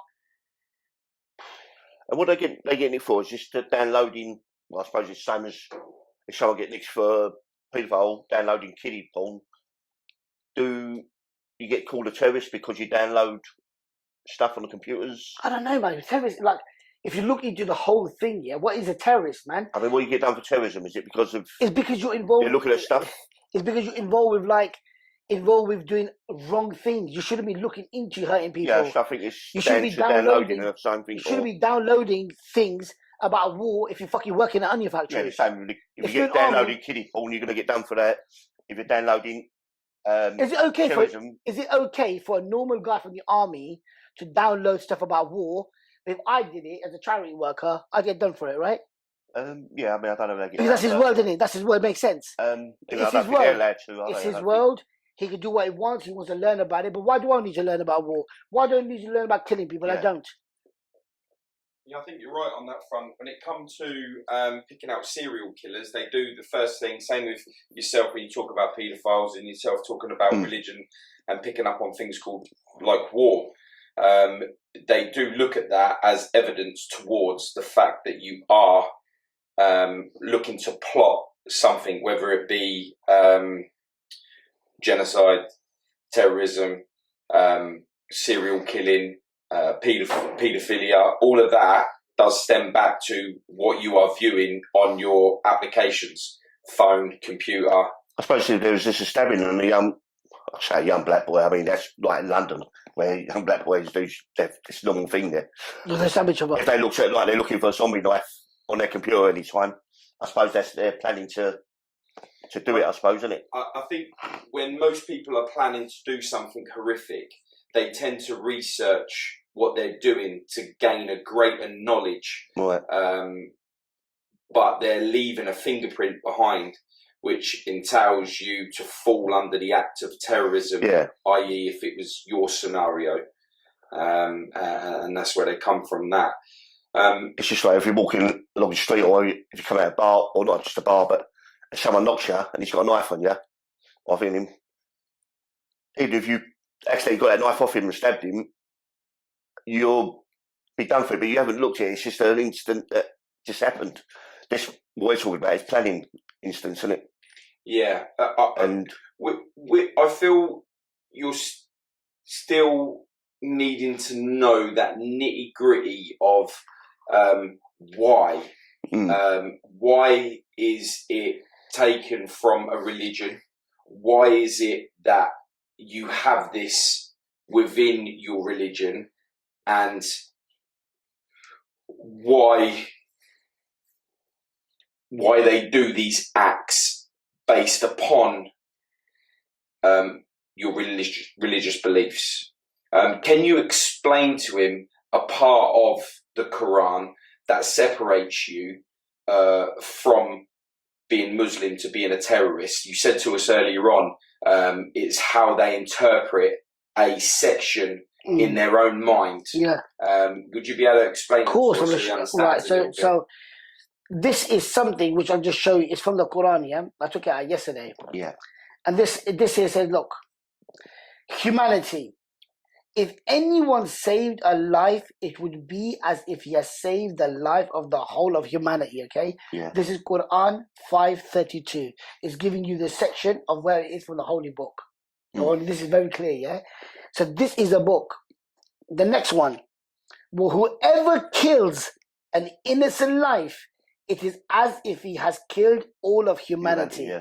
So this clearly, and it's got the section on there where it's taken from the Quran, where it says, it gives you the whole index and everything. Now, if we were just to go by these two statements itself, yeah, there is no terrorist, there's no imam, there ain't no priest, there ain't no teacher that can stand in front of me and say that I'm wrong. Yeah. Because you're talking shit. So I had a letter this Quran, Allah told you this. It's a clear cut. It's not even difficult. You don't need a degree. You don't need no degree for this. Save a life in humanity. You're a king. You kill somebody, you're going to get punished. This is the words from God. So there ain't nothing to discuss apart from that. If you can challenge me on these two verses, bring it on. Because you can't. I had a message from a woman the other day and said, sorry it took so long. Say thank you for that night. You saved my life. Oh, yeah. You're one of few people on this planet that I can call you. I think she said human or something, which may be nice. Yeah, of course, man. Right, what you're saying. It's not what I'm saying, it's what Allah says. So whatever I'm saying is from the book, it's for evidence. Yeah. It's not me saying it. But she said, sorry to take so long. Atiq, why do you go and help white people? Because my Lord tells me to do it. Why do you go on the other end of the world? There's Cumbria floods, got nothing to do with you. Why are you going to go there and get dirty and help people, these old people? They're going to have to do with you. Because my Lord and my religion tells me to. Why am I going to go help a little kid who's got cancer? Because I want to, because my religion teaches me to do it. Why do I just sit with you and feed you? I guess you got rights upon me today. I have to feed you. Yeah. Not that I want to or whatever, but I have to. That's a right. Just tell me, Roy. Yeah. I have to feed you. I have to show you love. My religion teaches me that because it's pure from my heart. I was Catholic. It's go, yeah, but then as I started getting my teenage, I didn't bother with religion and things like that. All I want to do is play football on a Sunday morning and things like that. And but like you said, I mean, what, you got to pray every day? Yeah, so we pray. If you didn't pray one day, what? Nothing. It's up to you. Look, it's up to you when you want to play. Religion is it's like you join. Say you join a gym. You chose to join the gym, right? You want to lose weight. Leaves going to say to me, Atiq, you can't do this. You can do this. You can't do this. It's a set of rules. I chose Islam for the set of rules. It's more of what I can do and what I can't do. Yeah. It's about me not being selfish. Me praying 5 times a day just for God giving me free oxygen, I think that's minimum. Yeah. To thank my Lord 5 times a day, I think it's nothing. I should be doing it 50 times a day. Yeah. For God to give me an eyesight to see my mum, my kids, it's a blessing to pray 5 times a day. For God giving me a family like this to honor myself and my religion today, sitting here with you, I don't think 5 times a day is bad. It's a bad call out. Yeah. It's not a bad deal. For me to look at my children, knowing that they're healthy, and there's nothing wrong with them, but I met a lad who's Alex, who's 13 years old. He's not going to see his next birthday, but he wants to be a fireman. Yeah. Am I not grateful? Am I not grateful that God's given me this? So yes, I want to pray. I pray 5 times a day. Yeah. I stay away from forbidden things. I don't get drunk. I don't use people because I want to be a good man. Yeah. I want to leave a vibe in this world. I want to leave a legacy, not of wealth, of a person that I am as a character. When people look at me, I don't care if they don't know my name. I don't care if they know where I'm from, but I want them to know that I was a Muslim. And this is what Islam is all about. Uniting people, loving people. Today you'll see some of my friends. They're going to love you because this is what we do. We love people. And I want you to walk away from here today. And I want to thank Paul actually for setting this up, because at the end of the day, he didn't have to do this. Yeah. He can do what he wants to do. He can set up and put his legs up. He asked me He to come did up not have to do this. He's him, done would it I in be a way interested? where he knows that I'm going to unite them, and he's done it purely from his heart. It's to time up from his kid to say, you know what, this is not only going to change our lives, it's going to change the lives of others, because they're going to look back at this and say, you know what, that made kind of sense. I want you to go back. Yeah. And I want you to come back again and again and again and say, look, this didn't make sense to me. Come on, let's talk about it. There's nothing wrong with you asking a dumb question, because there ain't no dumb questions. No. If there's anybody dumb, it's me. Yeah. I ask the most foolish questions, and I don't give a shit, because I'm humble enough to learn. Yeah. I'm humble enough to learn from my kids. I didn't even know that dogs couldn't, like, they don't sweat. The little kid taught me, yeah? Because they pan, don't they? Dogs, yeah. Yeah, because they don't sweat. Because the little kid told me, year 7 kid, he was, oh, sir, did you know this? I said, you know what? No one never. He goes, that's why they always, dogs, and all that. So I'm humble enough to learn. Well, the bait and the pig is the most horrible animal, isn't it? It's a set of rules. It's a set of rules that God said that because it was an animal that was filthy, it was dirty, it was a dirty animal. Yeah, dirty animal. So do not eat pork and do not drink wine. But when we die, you're allowed to drink wine. You're allowed to have gold. It's a test. Right. It's only for this temporary, shitty world that we live in. Yeah. So God's given you a set of rules. Abide by them, but it's more what you can do. I think my life's all right without eating pig. I don't think it's going to matter to me. Drinking alcohol, you look at, I recorded my friend who was pissed out of his head, yeah? I recorded him one night. We went out, yeah? So I recorded him in the morning, and he goes to me, that's not me. You can't drink when you're, like, Muslims can't drink. Muslims don't drink, and you know what? They don't drink. But in the days before, they used to drink. Yeah. But because it takes you into a state where a lot of stuff happens when you're drunk. If you look at a lot of crime. So the older Muslims were allowed to drink years ago? Back in time, alcohol was okay. Yeah. It's only when they come to forbidden, when people used to pray, they used to forget what they were praying. They were deluded. People, it was a lot of wrong was happening, so they forbidden it. And in the streets of Medina, there was rivers of wine, and they just chucked it away. But you think about alcohol and what effects it has on people, and you show them the next morning, you know what they go, that wasn't me, you just made that up on a computer. That ain't me. I want to do something like that. It takes you out of your human, what you like a normal person. Alcohol does that to you. The mother of all evil is drugs and is drink. I'm not saying don't drink. I'm saying, but as Muslims, yeah, I mean there must be some. We say don't. We we can eat. Look, the biggest argument in my house is what do you want to eat? Because we've got a menu. God's given us a menu. What do you want to eat? What do you want to eat? But if you go into Africa, Ghana, Greece, there's people out there that you can't even get a Kellogg's Frosties, man. Yeah. You can't even get bread. Yeah. You can't even get yogurt. My kids wouldn't even eat plain bread. They want jam on it. Yeah. They want Nutella, and Nutella has to be fresh. So you spoil brats. What are you talking about? But that's the life that they know. But I've seen places where people have to drink their own urine to quench their thirst, bro. Yeah. I know that. I've had people. We've done the boat race where we work with. We did like this boat race with Help the Heroes. Right. Yeah. Help the Heroes, and that was the first time the stabbing happened, and the next time it was the boat race. Yeah. Oh, you know what I did? I did what I did here. It was hard because there was loads of them. Yeah. There was only six of us. And the tension was so bad, and the police turned up thinking it's going to kick off. They never. I just went up to them, man. I offered them some food, had a little chit chat. We sat together. We had a proper race. Yeah. And we become like brothers. Yeah. Because we're fighting for the same thing, man. Yeah.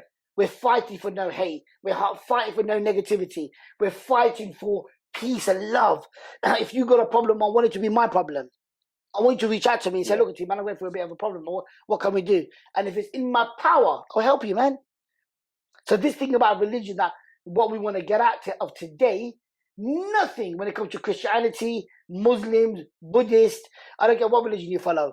It's got nothing to do with religion. There's no religion in the world that promotes hate. There's no religion in the world that promotes killing. There's no religion in the world that says, go and do these horrific things and you'll go to heaven.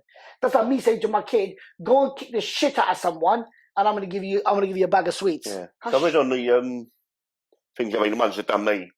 One was married to an white Irish girl. Okay, was he? Yeah, he was married to a white Irish girl. He had good jobs. One was an underground worker.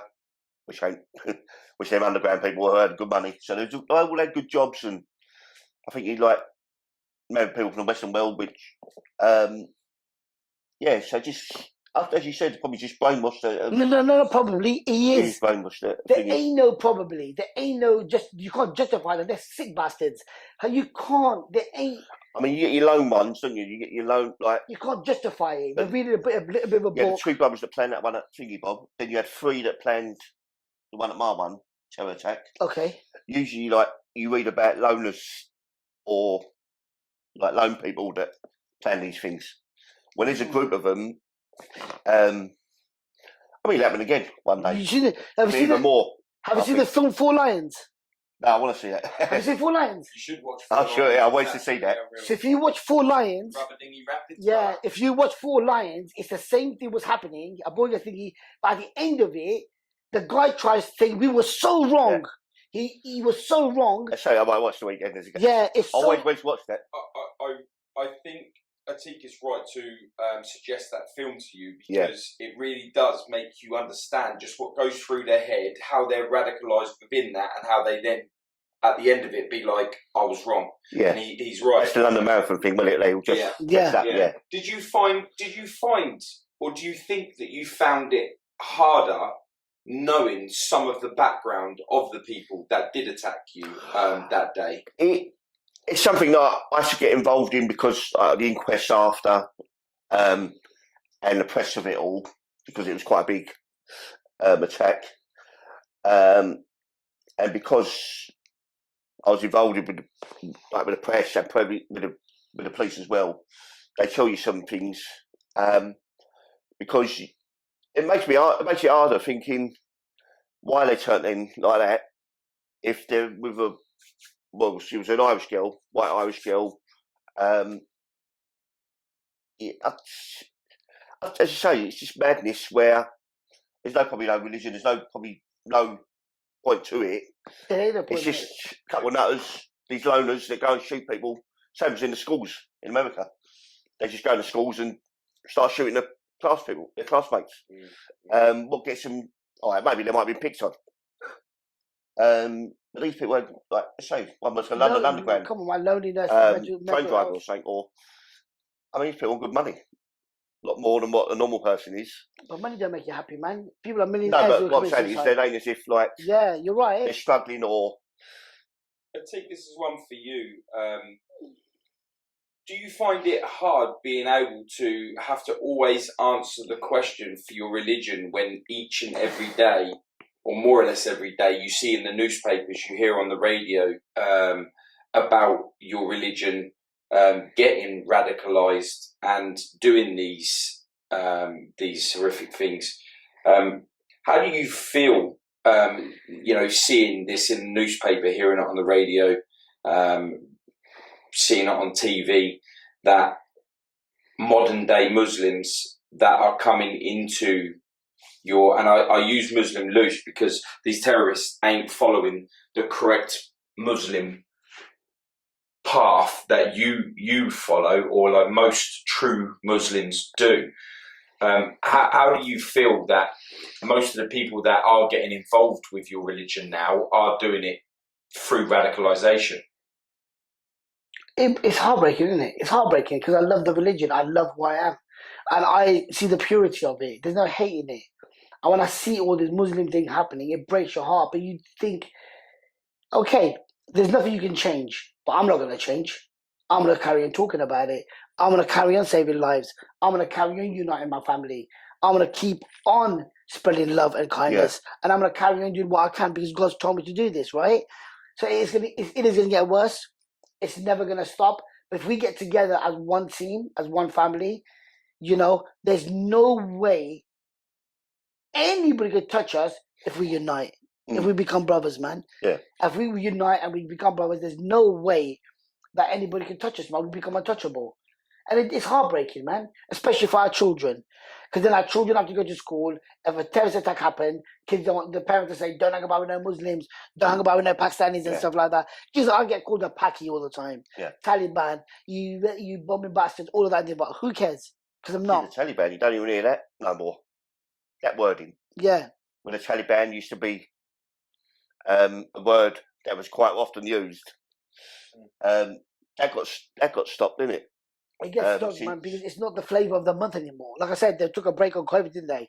As soon as some other flu comes up, the terrorists will take another break. It's just a scapegoat. Let's talk about it all the time. Yeah. And to be fair, you've not really heard much about it now either. And as a press, do you reckon got a role in all this? Of course, I was just about to say the same thing. Do you feel like being Muslim or being from that religion that you are targeted a lot heavier, despite the terrorism, despite some of the things that do get publicised? Do you think just being that is... It's money making, man. It's anything to destroy Muslim American. Do you know the biggest industry in the world is media, right? And at the moment, you know, Muslims are so shit hot. If you want a part in blowing buildings, flying a planes, then you get a part in any movie you want now. Yeah. That's what they want. Let's throw some sick money. Blowing planes, well, not just that, before that was the politics, wasn't it? Politics side of things. It's just a shame that innocent people are getting involved in the mix-up of it all. Of course they are, man. Innocent people are going to get hurt all over the world. You know, look at these children that got shot up in a school. Look in America. Look in Africa. Look at poverty does a lot of stuff to you, man. People are taking their own lives. Kids at 12 years old are taking their own lives. Even Russia, Ukraine. Come on, Ukraine, Russia. We could talk here for weeks and we'll never stop. There are a lot of things that get put down to terrorism that ain't acts of terrorism. Like you say, with some of the school shootings, are just kids that have lost the plot and they're just going shooting, and that does get put down as terrorism, which does fall back to again your religion, or the loose side of the religion, where they choose to make their own version of it, and if that's the case, and anyone that goes and shoots up a school is classed as an act of terrorism, then anybody that goes out and just randomly stabs people, gang related, must also fall under that category, right? Yeah. But why doesn't that get branded the same way that your religion gets branded? Because it doesn't sell. Because it doesn't sell. And this is one of the things I want.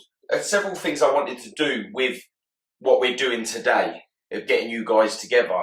One is to be able to open your heart up to the Muslim community and accept that not all Muslims are the same as the people. No Muslims are like that. No Muslims are like that. Exactly. Yeah, that done that. It's not religious. Thing. I have a lot of Muslim friends here with Atiq, back in my hometown, and all over the country, to be fair. And I've never come across a bad Muslim. Yeah, never. And Atiq is true testament to his religion and humanity. And yourself, I really wanted to get it out there that, and I wanted you to truly, truly understand the love of a Muslim. Yeah. And to be able to open your heart up to, again, fall back to your neighbour. Yeah. You know, we live amongst each other. You just ask how you are, yes. How the whole family are. And that was genuine. That's every time. And that was genuine. That was genuine before the attack. Yeah. And that was genuine after the attack. Yeah. I probably didn't say nothing about the attack because in case he might have thought I might have said something. Exactly. So like, and you've got to remember, as much as you was living in fear from terrorism, as much as they're living in fear at being branded with that. Yeah, in some parts there could be, there's a lot of things going on. But as time gone on, I've got around it. I mean, and this today is another step forward. Which I'm happy with. Are you glad that you did today? Yeah, I mean, it's bloody fine. But I'm very glad. I mean, I've come and talked about a few things. You spent a bit of time with us today. We're going to go and eat. We're going to meet some people. Just like normal friends and family. I just want you to go out of here. Sorry, Paul. No, it's absolutely fine. And you can tell Atiq has massive passion for life. Not just his religion, but for life. Which is, he's been able to gain that power, that feeling, that life through. And it's nice to know that if they see someone that is not just like a terror attack, but see someone that's a bit disruptive in their thing. Out, man, out and gone, boom. Straight away. And we don't tolerate that shit. Do you feel like you have a little bit more understanding of the separation? Of course, yeah. from this point, would you like to go and see the whole heart of a Muslim community at a mosque? I could do, yeah. I'm ready to. I'm glad you said yes, because Atiq has made this happen today. Right. We'll eat, and then at 4 o'clock, I want to take you to a big mosque. Yeah. But I just want you to get a feel of walking into a mosque. Get the idea, because everybody's welcome in the mosque. We take our shoes off, we go inside, you can sit down, we can just have a look around. I'll do a few prayers, just thank Allah for today. How long does it take you to do your prayers? Like 2 minutes. Yeah. Every day, no more than 5 minutes, man. Yeah. It's like with church. You just... 2 minutes, man, and that's you pray to God. We'll walk out, and then whatever you want to do, you're my guest, and I'll honour that. Yeah. Hi, I'm Liam. My name is Liam Richardson, and I'm the owner of the Workout Hub and the director of Liam Fit Personal Training. Been doing it for 12 years. Got a good business here, good people, great community, and this is how I met Atiq. Tell me about Atiq and your first instances with Atiq. Atiq's a real character. He's actually one of my best friends now. But I'll give you some background about me and him and how we got together. So I started in the industry at Virgin Active in Peterborough, and one of my first shifts as a young 18-year-old boy was cleaning the treadmills, as you do, doing my bit, and in comes this loud, robust man with a great beard down to his sort of chest, and the first thing he says to me, don't worry, I haven't got a bomb strapped to my chest. I am friendly. And I just burst out laughing. And it just sort of brings us on to the topic, what we're going through today, and about what sort of a nice guy that Atiq is, and how he sort of goes about speaking to people and helping people through their life. So, yeah, that's how we first met. You know, when Atiq said that to you, you laughed, but did you have that shock factor where you was like, well, I can't believe he's just said that? Oh, absolutely. I think, if you're getting real sort of raw with it, when you have first impressions on people, you shouldn't have that impression. But we, as, I guess, children, as young adults, we are brought up with that notion of, people. So there are people that are bad out there that have done these sort of things. So when someone says that to you, you sort of draw back a little bit, going, "Oh, like, is he real? Is he raw?" But yeah, no, obviously with Atiq, it was obviously all harmless. But like you said, you can get drawn back by it a little bit. So take us back before you met Atiq. We often find that before people meet kind-hearted souls like Atiq, they tend to brand them all from a visual. People are guilty of that with myself, covered in tattoos and stuff. I always get branded before they actually get the chance to speak to me. Was your outlook on people that looked like Atiq in a negative way? You must be a terrorist. You just want to radicalise me. Like most religions, you get religions that bash you on the doorstep, that try and stop you in the town, to try and convert you into a religion, whether it be Muslim, Christianity, or any of the other religions that are out there. Did you feel like before you'd spoke to him that he must have been associated with, terrorist, with the negative side of his religion through just the way he looks? He's got a bit of a different aura about him. So Atiq's got this real positive aura about him. So before we even spoke, I knew he was friendly.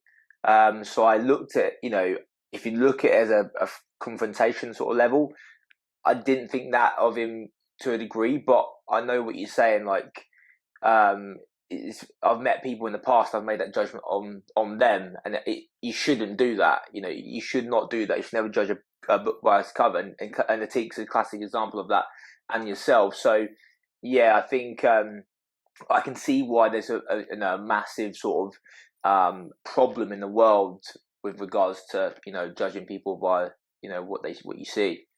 Yeah, unfortunately, there is a large percentage of the world, and before I started doing the podcasting, I was one of them people that would distinctively make up my mind based upon the way that they looked, which is really crazy, because if I was to look into the mirror of myself, I'd be like, wow, what do people think of me? This is something I've been a victim of, with the way that people view me to the way that they understand me after they've spoken. So, you know, meeting Atiq was absolutely massive for me in such a large way, because when you sit there and you hear stuff on the news, in the newspaper, they all tend to look exactly the same. But that's culture. That isn't terrorism. No. That's culture. Like Atiq described earlier on, you know, if you was African, you'd have bright colours on, and that's their tribal dress wear. You know, if you was like here from England, you'd have your tribal dress wear as what you'd be streetwear. That isn't acts of terrorism just because of the way they look. That's just culture, you know, but people put that down. And it is a real shame that so many Muslims get branded this way, that they're failing to be accepted for the positive what they are. You know, I'm not a religious man myself, but I fully understand all religions. Yep. And I accept every single religion, and I accept people within their religion. And thanks to Atiq, we're able to come here today to be able to help transform a man that's been affected by terrorism. And, you know, for Atiq to be the man he is today, you've played a part in that. You've actually played a massive part. And I don't think you realise that you opening your heart up and helping Atiq through his hard times where religion hasn't been able to help him, yeah, you've had such an effect on him that you have now got a brother for life. How does that make you feel? No, we got a bit emotional about, you know, 3 or 4 weeks ago. We was having a bit of dinner and we was talking about, you know, how we started out and what I guess we've done for each other, not just for him. He's done a lot for me as well. He's made me realise there's a whole new world out there in terms of like helping people, being kind to people. Like our community here at the Work Hub now, we've got lots of Muslims here that train here that are a big part of our sort of community. And let me tell you now, they are some of the most kindest, sweetest people you will ever meet in your life. And the stigma needs to be broken down because it's just incredible. Like, we could learn so much from them. We could work with them so much more. But again, going back to the, there's a big divide, isn't there? You know, we've put this massive brick wall in front of us, and it doesn't need to be. And we was talking about it the other day, and it's sort of amazing to see what we've both been through and how we've helped each other. And he's just a great guy. I just love him to pieces. What advice do you give to anyone for the future that would help convince them that not all Muslims take this approach when it comes to getting their message across, and they should open their heart up a lot more to the religion and the ways? I think self-awareness is the number one most important thing that anyone could have. I think it's really, really important to have and hold on to. And also just, you know, going back to that judging a book by its cover is a huge thing. Like, how many times do we do it every day? Going to the shops, going to school, going to work. You instantly make that sort of judgment on someone that you have no idea about, or what they've been through, or what they could do for you.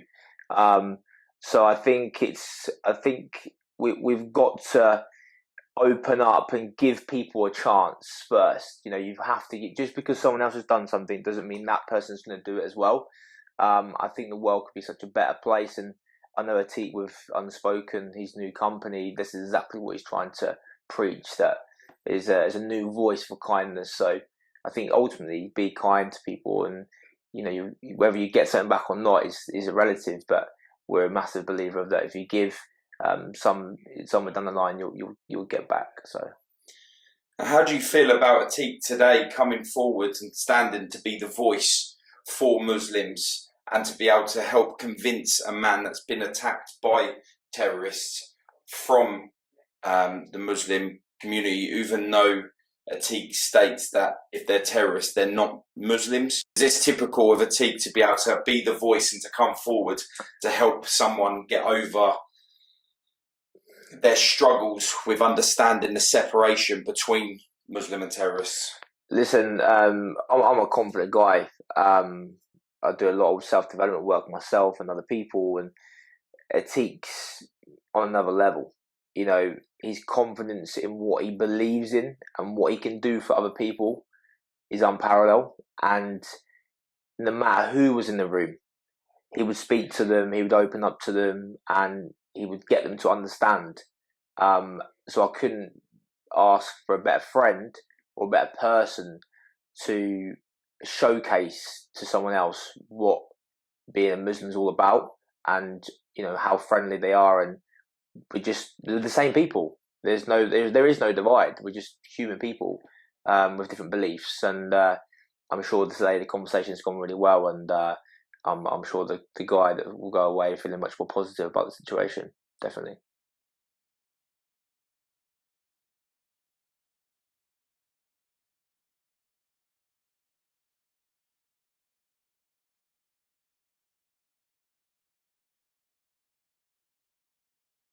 Why do you have a dome? Because it's a recognition that it's a mosque. Everywhere you go, but if like say people travel, got green domes, but don't people, you? know, So people, like Christians have crosses, yeah. you have domes. So people travel, they can spot the dome. So there's a mosque. Let's go pray. Yeah, okay. So here's the calligraphy. So if you turn around right now, if you turn around here, this is where the imam starts to give a talk, Islamic talks. On a Friday, they'll stand here. This is where the congregation will. This is where Mecca is. So everybody has to face Mecca to pray. All Muslims will pray towards Mecca. They'll give a talk on this side. At the moment, there's loads of classes going on. Where they're teaching Quran now, yeah? So children will come here, learn about Arabic, learn the holy book, where the quote I gave you. Yeah. The book that they're reading today, it says in there that what was the quote? Do you remember? Do you remember it? Yeah. If you hurt any innocent life, Humanity, it's like yeah. you've hurt the whole of humanity. You save one. And if you Save a life, you're saving all of humanity. respect, Yeah, you remember so- the quote. Don't forget that. That is our deen. So anything hate, not Islam. Anything negative, not Islam. I'm not justifying my religion. Yeah. I'm one of the reasons why my And that's life where is you, my the religion. amount of shares. So the imam will stand here, he will look this way, and he will give a talk. Yeah. But when it comes to prayer time, they all turn around, and this is the way they pray. Yeah. It's where Mecca is. Yeah. Okay? And Mecca is Southeast. southeast. On a Friday, like today, we couldn't come here Yeah. because it would have been blocked. Blocked. So what you saw in Almaro today, Yeah.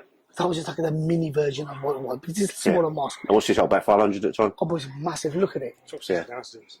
Let's look It's at not it. floors, not floor above that. Yeah. 3 floors. Wow. Yeah. Amazing. Mad in it. Oh, I never saw that. I didn't see the top. I never saw the third floor. No. I want to see the second floor of that. Actually. Hey, But I yeah. love that, yeah. All the calligraphy. So while he's praying, he's gonna pray, and then afterwards we'll do a prayer in English, so you understand what's happening. Yeah.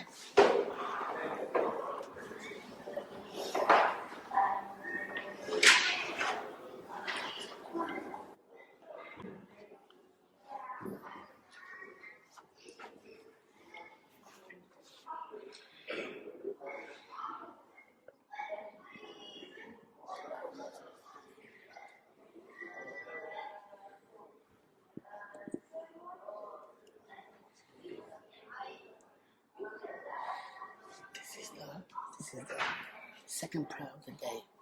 So he's already done his morning prayers. Now he's gonna do the middle prayer for the second prayer. Then the third prayer will be after 6 o'clock. And then when the sun is going, when the sun is setting, the fourth, and then Isha is the fifth. But they can do that indoors as well, Cliff. Of course, Yeah, you do. of course. You pray anyway, you pray on the Yeah, street. yeah, yeah. Pray on the street. When I started praying, I used to go into a nightclub. Yeah. You come from my prayers, come home, do my prayers and go back in. Before I was young and blind. Yeah.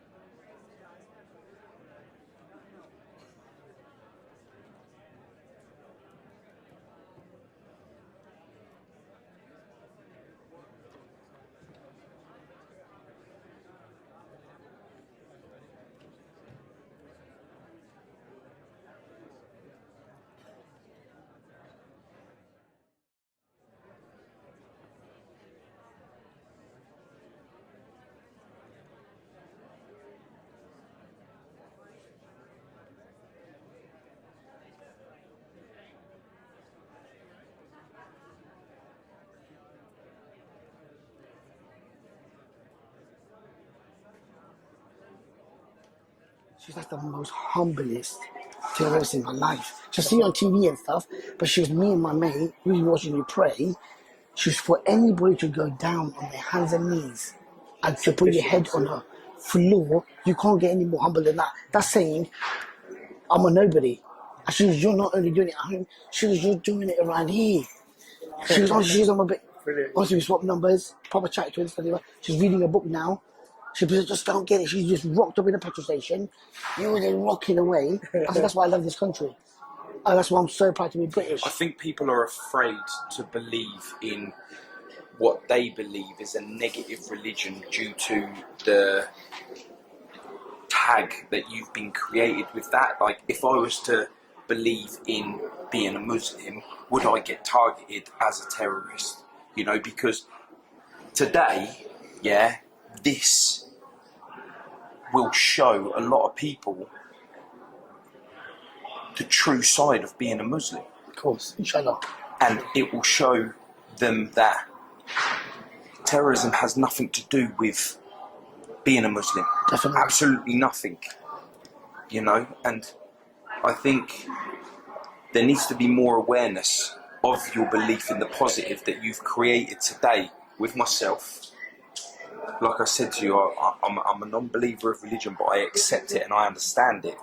It doesn't mean that one day I wouldn't be religious, because my heart is open. You understand? Just like all of you guys were probably not Muslim from birth. We weren't practicing. But like, as you got older, you understood it and then accepted it more so. For you to be older and to do this, for me, my heart is not shut off to anything. I'm open to everything, and to see it today was humbling. To see you, bro. It's nice to see that humanity still has a belief in a greater power. It's emotional, man. Definitely. Allah bless you. How do you feel? Yeah, I felt watching him was quite interesting. As I've never seen him before. Yeah. Especially from some similar background, football and Yeah. I'm glad this connect. Especially having these watching you and you like, blanked him. yeah, you probably just blanked him out and Yeah, I did. How do you feel being a football man, being a face of an attack, being a part of this culture, yeah, seeing a fellow football man, yeah. a legend in his game, I I'm mean, going to say that. but seeing him pray, I've had a great day and like listened to a lot of different things I didn't know about and seen some other things, which has made me go home now thinking, good, yeah, yeah, good man, well done. yeah. My head's going to be like Good. What a we'll lot do better now, frame mine. we'll do it like a prayer, but I'll do it in English. All you got to say is Ameen. It's all in English. Just thank Allah for today. And if you want to be a part of it, Before we do that, can I say one thing? That terrorism and extremism is politically driven. It's not religiously driven. yes, It's all to do with politics. Politics. Nothing to do with religion whatsoever. You know, just remember that point. 100%. And this is what I wanted to get across in this.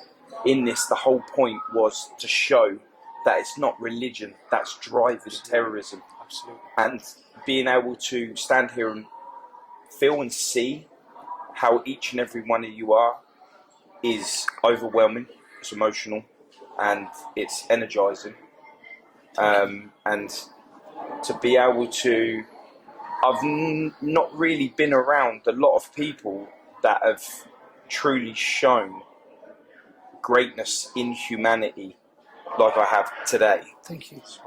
You know, and you're all of you believe in your religion, you're all Muslim, and I've felt absolutely good to be around good people today. Thank you. And to be able to share it with you as well. But thank you for setting me. Likewise. Yeah, so, yeah. Likewise. Thank you. It's It's been been a pleasure being around you two as well. And you, mate. Cameraman. He's a gangster, he's a Jew. Man. Okay, so we'll do a little prayer in English, yeah? Bismillah ar-Rahman ar-Rahim, Ya Allah, the most kind, the most merciful. Allah, God, just want all of us to thank you for today, for such a positive day. Ya Allah, thank you for bringing the love and the energy that we have had today, and we have so much food. We're so thankful. Ameen. Ya Allah, let my brother Roy walk out of here today, out of your holy house, knowing that whatever he has been through has nothing to do with your beautiful religion, Islam. Ameen. Ya Allah, whatever his desires are, I am praying for him and his family and a full recovery for him. Ameen. Ya Allah, give my brother Paul and all his family the best in this world and hereafter. Ameen. Ya Allah, whoever participated in today's work and today's energy and positivity, Allah reward them accordingly, and Allah unite us all. Today I'm standing here with the most colorful people, and Allah, this is only for your wisdom and only for your love and grace. Keep my family strong and let us work together and make this world a better place. Ameen. Ya Allah, thank you for the food. Thank you for everything that you have blessed us with. Protect us. And Allah, wherever there is act of terror, wherever there is anybody suffering, Ya Allah, save these people. And please help us to be proper Muslims so people know about your beautiful religion. Ameen. La ilaha illa anta subhanaka inni kuntu minal zalimin. Allah, thank you for everything. Ameen. Ameen. Ameen. Yeah. Ameen. Blessing, like a blessing. Bless yourself. Okay. It's a blessing. Thank you. Thank you. You alright? Yeah, thank you. Come on, my G. You're crying, yeah? Love, man. No. He sports Millwall, that's why he Thank cries. you. It's not his fault. It's No, not his thank fault. you He so sports much. Millwall, that's why he cries a Paul, lot. thank you. Thank you. I was tearing up. Welcome, man. Anytime, man. Thank you. Yeah, man, thank you. Big man. No, he's a team. My God, yes. I was going to say big man to him, not you. You're not as big as him. My G. Yeah, man. Yes. Thank you. I'm going to hug this guy too. Serious Thank you, my boy. This guy, I love you. I was just looking at Say, but there's nothing wrong with being a Muslim and being the best way you can. Yeah. There's nobody better than me to be a motivational speaker, but I'm Muslim first. Look at that clear. I'm the best motivational speaker in the world. But I'm a Muslim first, man. Yeah. I'm Muslim first. And I told you that on the podcast, and I don't shy away from it. Yeah. The reason this happened today is because I believe in what I believe in. The power comes from my Lord. Yeah. And I'm not shy about that. I don't know, talking for 800 people. There must have been all professionals, man. And one of the questions were, why are you so confident? Why are you not sure? I said, because I'm a man of God. Yeah. How can I be scared when I'm openly saying that I love Allah, God, and God loves me? But I said, scared of you lot? Are you mad? I haven't even got a GCSE. And you're talking to doctors, consultants. There was proper educated people there. Yeah. Brilliant talk. And there was not a dry eye in that room because we talk about facts, we talk about the truth. But I tell stories to my kids to put them to sleep. When I do my motivation talks, I'm waking you up. Yeah. And not only you, I'm waking myself up. It's about me, right? Yeah, gotcha. I want to be a better person. I want to do this. I don't want you to walk around and you see Muslims and, you got to cross the road. I don't want you to ever have that fear again. Do you know what you spoke about today? Yeah. I don't ever want you to cross the road. It's like I've got to fear dogs. Yeah. Why should I walk across the road because I got bit and I've got some allergy thing going on? Do you understand me? Yeah. We shouldn't live like This is that. where I was left for dead. Do you understand? Yeah. But you have every right to feel scared because what you went through. Yeah. And I'm sorry because any human being shouldn't go through that. Yeah. And inshallah, may God never let you see that again. But with this power that you got now, you can change so many lives, bro. Yeah. You can go around and talk about this football. You like this football thing you got going on. I'll show you can down the next season. You can talk to them. Yeah, Give you a match talk. Yeah, talk about your stuff, man, and you'll be fine. But thank you Unless for today, Ali. I appreciate it. No, I appreciate you coming. How do you feel standing, In a mosque. in a mosque? One, I mean, not only did you Always walked past them and always thought what it'd be like. And it's nice. It seems nice. Better than you up in the churches and it seems more here, if you understand. Yeah, but you're welcome anytime. The mosques are always open for anybody. Just walk in, sit down. You don't have to pray. Just come and observe, man. Feel the buzz. My own mates, they walk into a mosque when they're really down. They just sit there. Yeah. Because they know they get free food. Someone's going to give them some offered. Yeah. And someone's going, you're Muslim yet? Not yet, but they'll take you to the shop anyway. Yeah. So they're always going in, yeah? So, because you're not going to get, Muslims are the most, I don't care. They're the most giving people in the world. Yeah. And facts prove that. Look at Ramadan. Look at the special days. You go and ask any Muslim for something, they'll give it to you first. Knock on any Muslim doors, they will never turn away with food for you. They're the most giving people in the world, man. It's only a minority of people who label this. It is a minority, yeah. Label us with something and the media love it. As I said to you before, when COVID kicked in, terrorists went on a strike. Yeah. Where were they for 2 years? Yeah. Do you understand? It never happens. Yeah. It's mind game. But anyway, It's made me feel a lot better.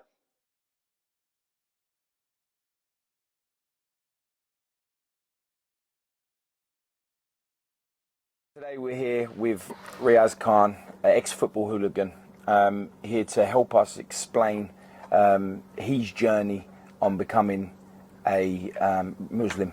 He's already been a Muslim his whole life, didn't really understand it much as a youngster, and you know from what we've done today already that we all got together to help a gentleman who has been a victim of terrorism on London Bridge, where he was stabbed multiple times. He got to a part in his life where he was able to take the next step in his life to be able to pursue a happier outcome and not have the hate that he had towards Muslims, thinking that they were all the same as the people that commit terrorist acts. Today I've been gifted great friendship, great love, and it's all come from the heart. And I've been blessed with people today to help me along the journey with being able to help Roy take that next step into a brighter future. And with that today, I have you to help us. Tell us a little bit about yourself. I mean, when you got a phone call from Atiq asking you about coming down to help us make these steps into helping raise awareness in the Muslim world on being great, you know, you was absolutely on board with it, weren't you? 100%. I'm up for it straight away because I've always spoke out against extremism. I don't know if you've ever seen me on Facebook and things like that. I mean, I even spoke out against remember the Daily Mail, or was it the Sun newspaper, when it said 1 in 5 Muslim families believe in terrorism or something. 1 in 5 Muslims in the UK believe in terrorism or support ISIS or something. I spoke out against that, and from that, it gave me a platform to speak out against extremism, against terrorism, against these idiots that go around killing in the name of Islam when they're not even killing in the name of Islam, they're killing in the name of some other bullshit. And when Atiq rang me and said, I'm pointing at him, and when he rang me, I said, yeah, I'm up for it, yeah. I didn't know it was Roy, I didn't know it was him, I didn't know it was the Millwall Roy, I didn't know, I just thought it was some bloke who was, you know, some other bloke, I didn't know who it was, until I saw him and I said, whoa, it's him, Millwall blood. You know, and I was really happy to be a part of this. Yeah, we tried to keep it under wraps as much as we could, just because we wanted people to come and be truthful, express the truth and the love as natural as possible for Muslims. We didn't want people coming along just for the clout, for the chase, for the instant fame of whatever it is, to put shame or mockers on what it is that we're trying to do, which is help this man be able to understand the difference between the two. This is why it was never put out that you would be talking to Roy himself. It was really nice when you turned up, a football man like him. He was absolutely stoked to meet you, and it was a massive help that you come down to that. I'm not sure if you realise just how much each and every one of you today has helped Roy. You know, and that all comes from faith, your religion, you know, because it's all about what you choose to give out. It's not about taking, it's about how you express yourself in such a way that it shows other people that they are family, and not everyone is an enemy, you know. And with that, it's been made clear to him to a point where he's accepted so much of today. I mean, God, we just went to a mosque. He stepped into a mosque. He sat there and prayed. He watched you pray, and you see the emotion on him. It affected him in such a positive way. Now, if you would have said that to him a year ago, 6 months ago maybe, he would have been, no way, not at all. What made him change? I mean, it's quite a change from 6 months ago, saying no way, and all of a sudden he's come into the mosque, he's met Muslim guys before, spoke to them, had a lovely sort of, you know, nice banter with him, had a nice little chat with him. Just a lovely bloke. Yeah, what made him change? I mean, I think, like, you know yourself with trauma, there's only so much you can take before you need to face the reality of change. You know, if you don't accept that you have to be the one to make the difference with how you feel, instead of waiting for somebody else to try and make the difference, I think it's just waking up and realising you can't keep living this way. And I think he woke up and just said, I can't do this no more. And he's not really getting much help. I stumbled across him for a friend of mine who contacted him, Carl Scott. He put me in contact with Roy. We went from there. I went down and podcasted him, and I could see that he needed help. I could see that he needed someone to just leapfrog him into the scene, you know. He had no idea. You imagine, yeah, you being scared of something. Say you're scared of spiders, and someone turns around and says to you, pick up that spider, you're going to say no. But if I have a spider and I give it to you, you're going to allow me to put it on you, right? So if he's wanting to change and he wants to know more about the religion, more about the peace of the religion, who's he going to speak to? He has to speak to a Muslim. Do you think he's going to approach a Muslim after the last time he come into contact with someone? They stabbed him multiple times, left him for dead.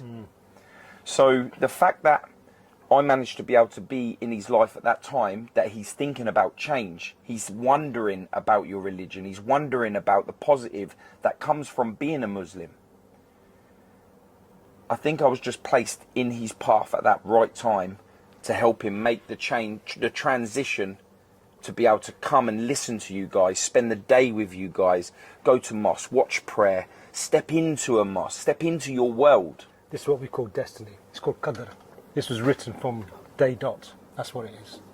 It's been written that you're going to meet Roy, you're going to bring Roy to the mosque. It was foretold. That's what we believe as Muslims. So this was written many, from the beginning of time. This is what we believe. So it was written that you was going to meet me, you meet Atiq with Roy. Amazing. Absolutely. Amazing. Look at what we've done today. Amazing. If we didn't fall into paths with each other, what would our day be? You know, it would be the same as what it was yesterday. Same old, same old. You know, because we live in a world where we're run by standard of living. Like we get up, we have breakfast, we go to work, we come home, we eat dinner, we have a bath, go to bed. It's monotonous. It's the same every day. But people don't realise how blessed they are to other people until they open up their hearts. And today I felt like being around the scene with many Muslims today, and every single person that I come across that follows the religion have all opened their hearts to me today, and I didn't even have to say anything. They accepted, shook my hand, said nice things to me. Oh, how are you doing? You know, like you don't get that in a day-to-day world where you just walk past people. They don't even say hello to you. They don't hold a door open. They'll walk through the same door you do, the opposite way, and they don't even hold it for you. You know what I mean? Like today, you guys done dinner, you made sure that we had plenty of drink, you know, and it wasn't just a case of we have to. You've done it out of kindness, and you believe that kindness comes from your faith. Absolutely, yes it does. Absolutely. You bring a tear to my eye. Bloody hell. It's making me emotional. What's going on there, bro? Flip a neck. Give me a second. Okay, carry on. Sorry, give me a second. Wow. No, you're beautiful words, bro. Absolutely beautiful. I mean, you've hit my heart straight away. And I've got an attachment to you now. It's weird. I don't know. I've only met you, 2 hours? And I've already got an attachment. Like I've known you forever. Yeah. Yeah. It's mad, ain't it, how human beings are connected in some sort of way or another. When two souls meet and they connect straight away. Even though I've never known you. I've lived on myself 50 odd years. You've been on here 40 odd years. I've met you now. Whoa! Cut! Do I look younger than them or something? So, you know, it's just like, how strange, so how the Creator puts people together. This is what we believe. As Muslims, we believe that the Creator puts people together for a purpose, for a reason. And today has been such a beautiful, positive reason that we've come together. 100%. You know what I mean? 100%. And you know, like, when it comes to Roy, you know, he lives alone. He's got his dog. He lives alone? He lives alone. He's got his dog. He's got 2 dogs there now, apparently. One died. Yeah. So he's got his dog, and you know, you can imagine when you are living alone, and you have your dog, and you're going to go on walks alone, I'm not saying he's a lonely person. I'm not saying that at all. I'm just saying that when you're alone, you're in thought more. And when you're in thought, you know that if it's negative, you can destroy yourself. If it's positive, you can rebuild yourself. But when you're in between, it's so hard to know how you're going to wake up. Because however your day is before will impact your day the following. Definitely. So last night, I phoned Roy and I said to him, how you feeling? He says, I'm not going to lie, I'm nervous. I said, trust me, you're with good people. My guys will look after you. And true to my words, they did, very much so. And he is in awe of you guys. He's accepted and understands the religion. He accepts that what happened to him that day has got nothing to do with your God, the Muslim way. And he understands that through explanation, through seeing it, through feeling it, through living it today, that he is able to come out of his hole, take that next step into being a more positive person. And he lives in an area that's very Muslim. He lives in Peckham. It's a high Muslim area, and I think now he will go home and live in his house in peace with what's happened today. Nice. And there's nothing worse than feeling uncomfortable in your own house, right? Absolutely. You know, that unsettlement, like I don't belong here, you know, that stuff, you know. But now I think he'll go home and he'll have a lot of time to think about what's gone on today. That kind of breeds bitterness, don't it? When you have those thoughts, you'd be bitter towards yourself and bitter to other people because it comes outwards, doesn't it? How does it feel for you? You know, I know that every answer that you give is based around your feelings for your religion. Yeah. How does it feel like for you to be able to be a part of that change, but at the beginning be a part of the hate? So we'll answer the second part of that. How does it feel like for you, because of your religion, to be part of someone's hate for you when they haven't even met you? They just based it upon an religion-based problem, which I know, and we've explained this before, that terrorism has got nothing to do with your religion. It's politically based, yeah. It's politically based. Yeah. But because of that, a lot of people don't understand that, and they just don't see it as that. They just see the non-political side of it and just see you with the beard, you know, with your robes going to prayer and all that lot. And you're branded as that. They don't look at that as culture. As far as they're concerned, like a lot of people that have watched stuff in the past will just simply just blame you all the same. But this today, I wanted so much to be able to show the public, show the viewers, open up your heart to Muslims, because they're not like that. There's a small minority of people that cast a shadow over the whole religion. And because of that, you get shouted abuse, you get targeted on the internet, you get targeted in the newspapers, you get targeted non-stop for something that you believe in so much passion and you know for a fact has nothing to do with what's happened. But you get targeted this way. And because of that, that must have an impact. Because does that make your love stronger for your religion? Or does it make you question your ability to be able to believe in something that people refuse to believe in? Well, let's say it's frustrating because it's a constant battle trying to convince people that we're not what these people have made us out to be, especially when it comes to the media, whether it's the politicians, whether it's some, you know, public speakers, like, you know, these influencers, like, I'm not going to say their names, but you know what I'm talking about, certain individuals out there that attack Muslims in general. With the extremism, the extremists and stuff, it's a constant battle as well, because we're trying to tell the public that they got nothing to do with us. We're not like that. We were born in Britain. We have the same kind of values as you guys. Just because we have a different religion to you guys doesn't mean we're different to you guys. We're the same. We bleed the same. We shit the same. We laugh the same. We love the same. So it's a constant battle. It's frustrating because you're forever trying to, you know, explaining yourself all the flipping time. It's a flipping headache, I swear. Really And after is. today, I feel like this isn't a religion you need to explain. This is one you need to feel. Yeah, exactly. No, I'm proud of my religion, to be honest with you. I mean, when I first embraced Islam when I was 27 years old, I've never looked back. I never doubted my religion. I just thought this is me now, because I used to be into, you know, hedonism and debauchery and whatever you want to call it, all that sort of stuff. And I left all that behind. I mean, I still, don't get me wrong, I still have that little bit of capitalism in life. I like to wear nice garments if I can afford it, and nice trains and nice whatever. But I still have, you know, I still stick to my religion as best I can. We all make mistakes. We're not angels. I sin every day. I'm sure Atiq sins every day as well.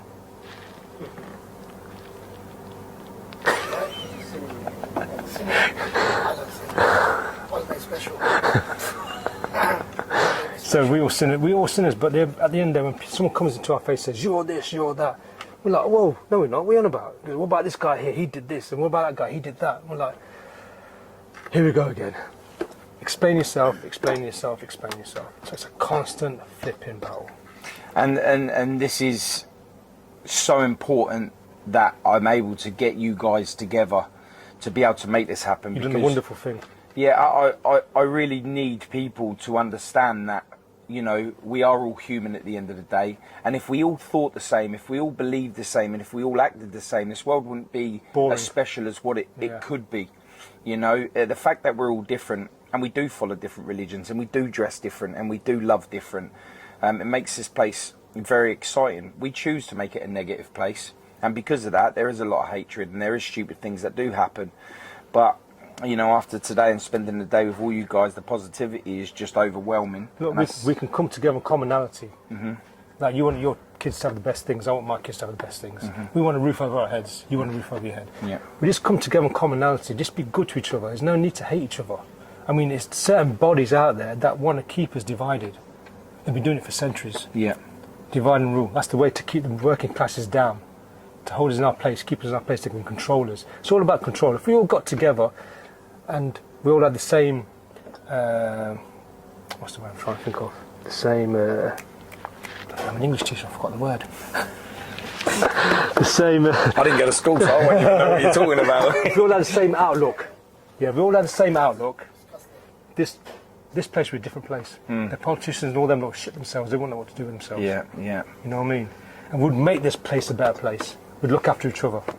Do you think that because you're a religion that's taken over a large percentage compared to what it used to be 100, 200 years ago, Christianity was the #1 religion in the UK, and the fact that Muslims are taking over religion because people are feeling that more than Christianity, that the headlines, the newspapers, the politicians and that lot put a negative spin on your religion, so it keeps it down because you guys are more likely to stand up and tell the truth rather than hide things and shadow it in different beliefs.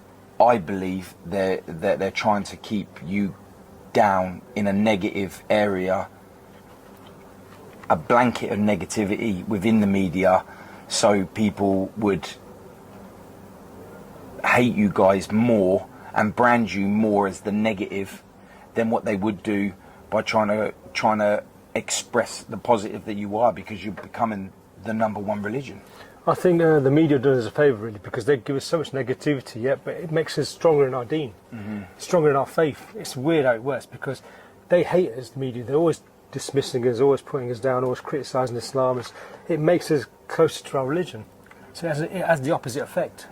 Now, I think if they started promoting Islam as being this religion of whatever, I don't think we'd become complacent and think, oh yeah, we are, yeah, okay, and then we probably wouldn't be as religious as we are now. It sounds weird, doesn't it? Yeah.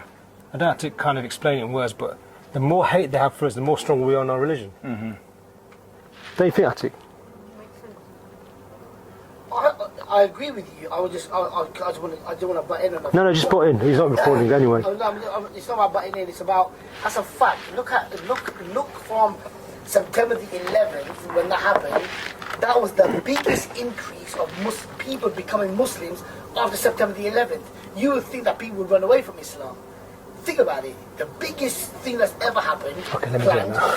Cut him off. And honestly, and how many people? Islam is the fastest growing religion in the world. It's a fact. I'm not even making it up, because it's a fact. People are becoming Muslims. So the more hate they give us, as what Rhea said, people are thinking, how can people hate it? Let me read a book. What are you going to find? Yep. They're going to find love, kindness, passion. Allah says this, Allah says that. There's nothing better in the world of being a Muslim.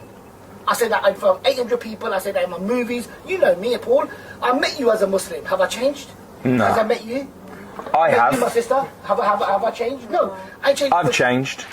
Yeah, because you're going to become a Muslim soon. That's the point. He's halfway there with the beard. That's the point. The point And he is, is as well. we should not change our character just because the media said that. Yeah.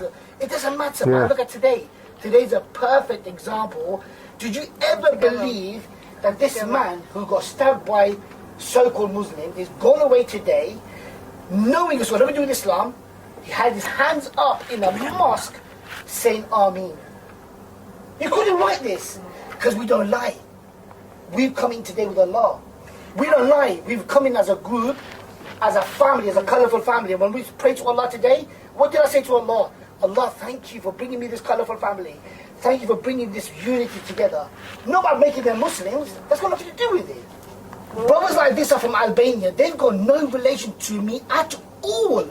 But they will open this place up for me 3 o'clock in the morning if I needed them. They're not related to me. They're from Albania. We don't know who they are. They come into this country, they've started a car wash, they work damn hard, and now they own half of Peterborough. Yeah, taking the piss, but we're working about that today. Right, but on a serious note, they're my brothers. They will go anywhere for you, and they'll all support you. So you agree with what Atiq just said there? 100%. The bad press that we get, it makes us stronger and makes more people interested in our religion because they will look it up and say, what's this religion about, like Atiq said? They'll get a book, read a book and think, oh, it's not that bad. What are they on about? Do you think that you have to be in a state of mind to be able to understand the book, where if you look at it whilst thinking negative, that you'll view that outlook in a negative way, and that becomes the extremity of... No, because there are people that pick up a book negatively and become Muslim after reading it. So it depends in how they... It depends on the person. I mean, they'll probably have thought, oh, I'm going to read this book, I'm going to criticise Islam as best as I can. As soon as they're reading, they think, hang on a minute, what's going on here? They say, love your neighbour. If you kill one man, it's like killing the whole of mankind. You know, things like this, and think, you know, they think, hold on, what's going on here? Why are the media telling me this and yet it's saying this? How is it, you know, when you say, like, love thy neighbour, if you kill one person, you kill... How is that such a big change for these people that are committing these terrorist acts in the name of your belief? How are they reading that and doing this stuff? Because, you know, from Atiq was showing me some bits and pieces earlier on in the Quran, and it does show peace. It shows love. It shows helpfulness. I can't see in that, what Atiq had shown me, anything that would make me go and want to join and then do something as crazy as what happened to Roy. They look at the Quran. They don't look at the say, for example, sentence, but they don't look at the context behind it. So, for example, they will say something like "kill them when you see them." That sentence there is in times of war. Back then, not now. The Quran is like a history book. It tells you a story of what happened in the past. Like when there's a battle, certain battles. So these sentences come from those battles. So people are actually basically saying, right, it says here, kill them when you see them. They don't look at the context of it. And when you've got certain imams out there that want to brainwash these youth to commit acts of terror, and that's what they'll show them. There you go. It says it there. Look, here you go. Go and do it. Without showing the context or the story behind it all. Why is that sentence mentioned? So they can easily get, if you're young, you can easily get brainwashed. Because youngsters want that belonging. They want to belong to something. When you say to them, right, if you do this, you're going to go to heaven and have 72 wives. For example, beautiful wives. You're not married now. You've got nothing going for you. Here you go, mate. Here's your ticket to heaven. And they're going to go for it. Because they're that naive and that daft to believe in it. And these imams use that to push their own agenda. Well, whoever they are. I don't know if they're imams, because they can't be imams, because a true imam would not teach people that. So whoever is pushing these strings, I don't know who it is. I've got an idea, but I'm not going to say on camera because I don't be too controversial. But whoever it is pushing these ideas to these youngsters, they're getting what they want. They're getting this agenda, pushing this agenda. They create this divide even more than it is now. They're going to try and keep divide. Because look, when COVID came, where's the terrorism? What happened to terrorism? It took a back seat for a little while. They went on holiday for a little while. Why weren't they committing acts of terror? Because it's because COVID was the number one enemy at the time. Now COVID sort of, let's bring Islam back to being number one again. So. Yes, I think that you have been given a bad rap, and I think, you know, negativity sells. Unfortunate, and it breeds. It breeds through people faster than a smile, faster than a pony to a kid. You know, it's like it's so poisonous, and unfortunately, you guys get the good true Muslims. The faith, the religion gets such a bad rap because of this. Is there anything you'd like to say to anyone to round this up? Because I know you've got to get off, you've got a very busy lifestyle. And look, talk to people. That's all you got to do. Meet people. Don't listen to what the media tell you. Go out there and meet people. That's the best thing you can do. Talk to people like me, Atiq. Just come and talk to us. We're not going to bite your head off. We're not going to, kill you. Just talk to people.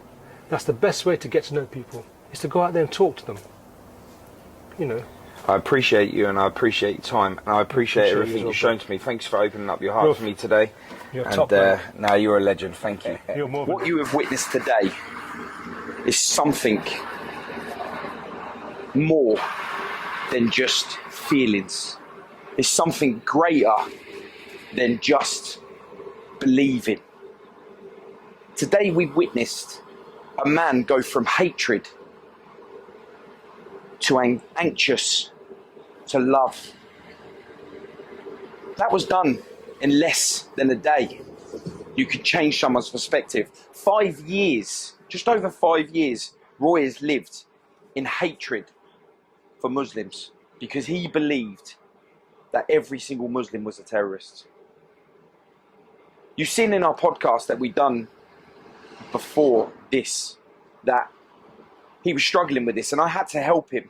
I had to show him that not all Muslims are terrorists. In fact, no Muslim is a terrorist. And because of this, we are able to make the change today, to help Roy take the next level in his life, to be able to make the change. Today I'm grateful. I'm grateful for having Muslim friends, and I'm grateful for Roy.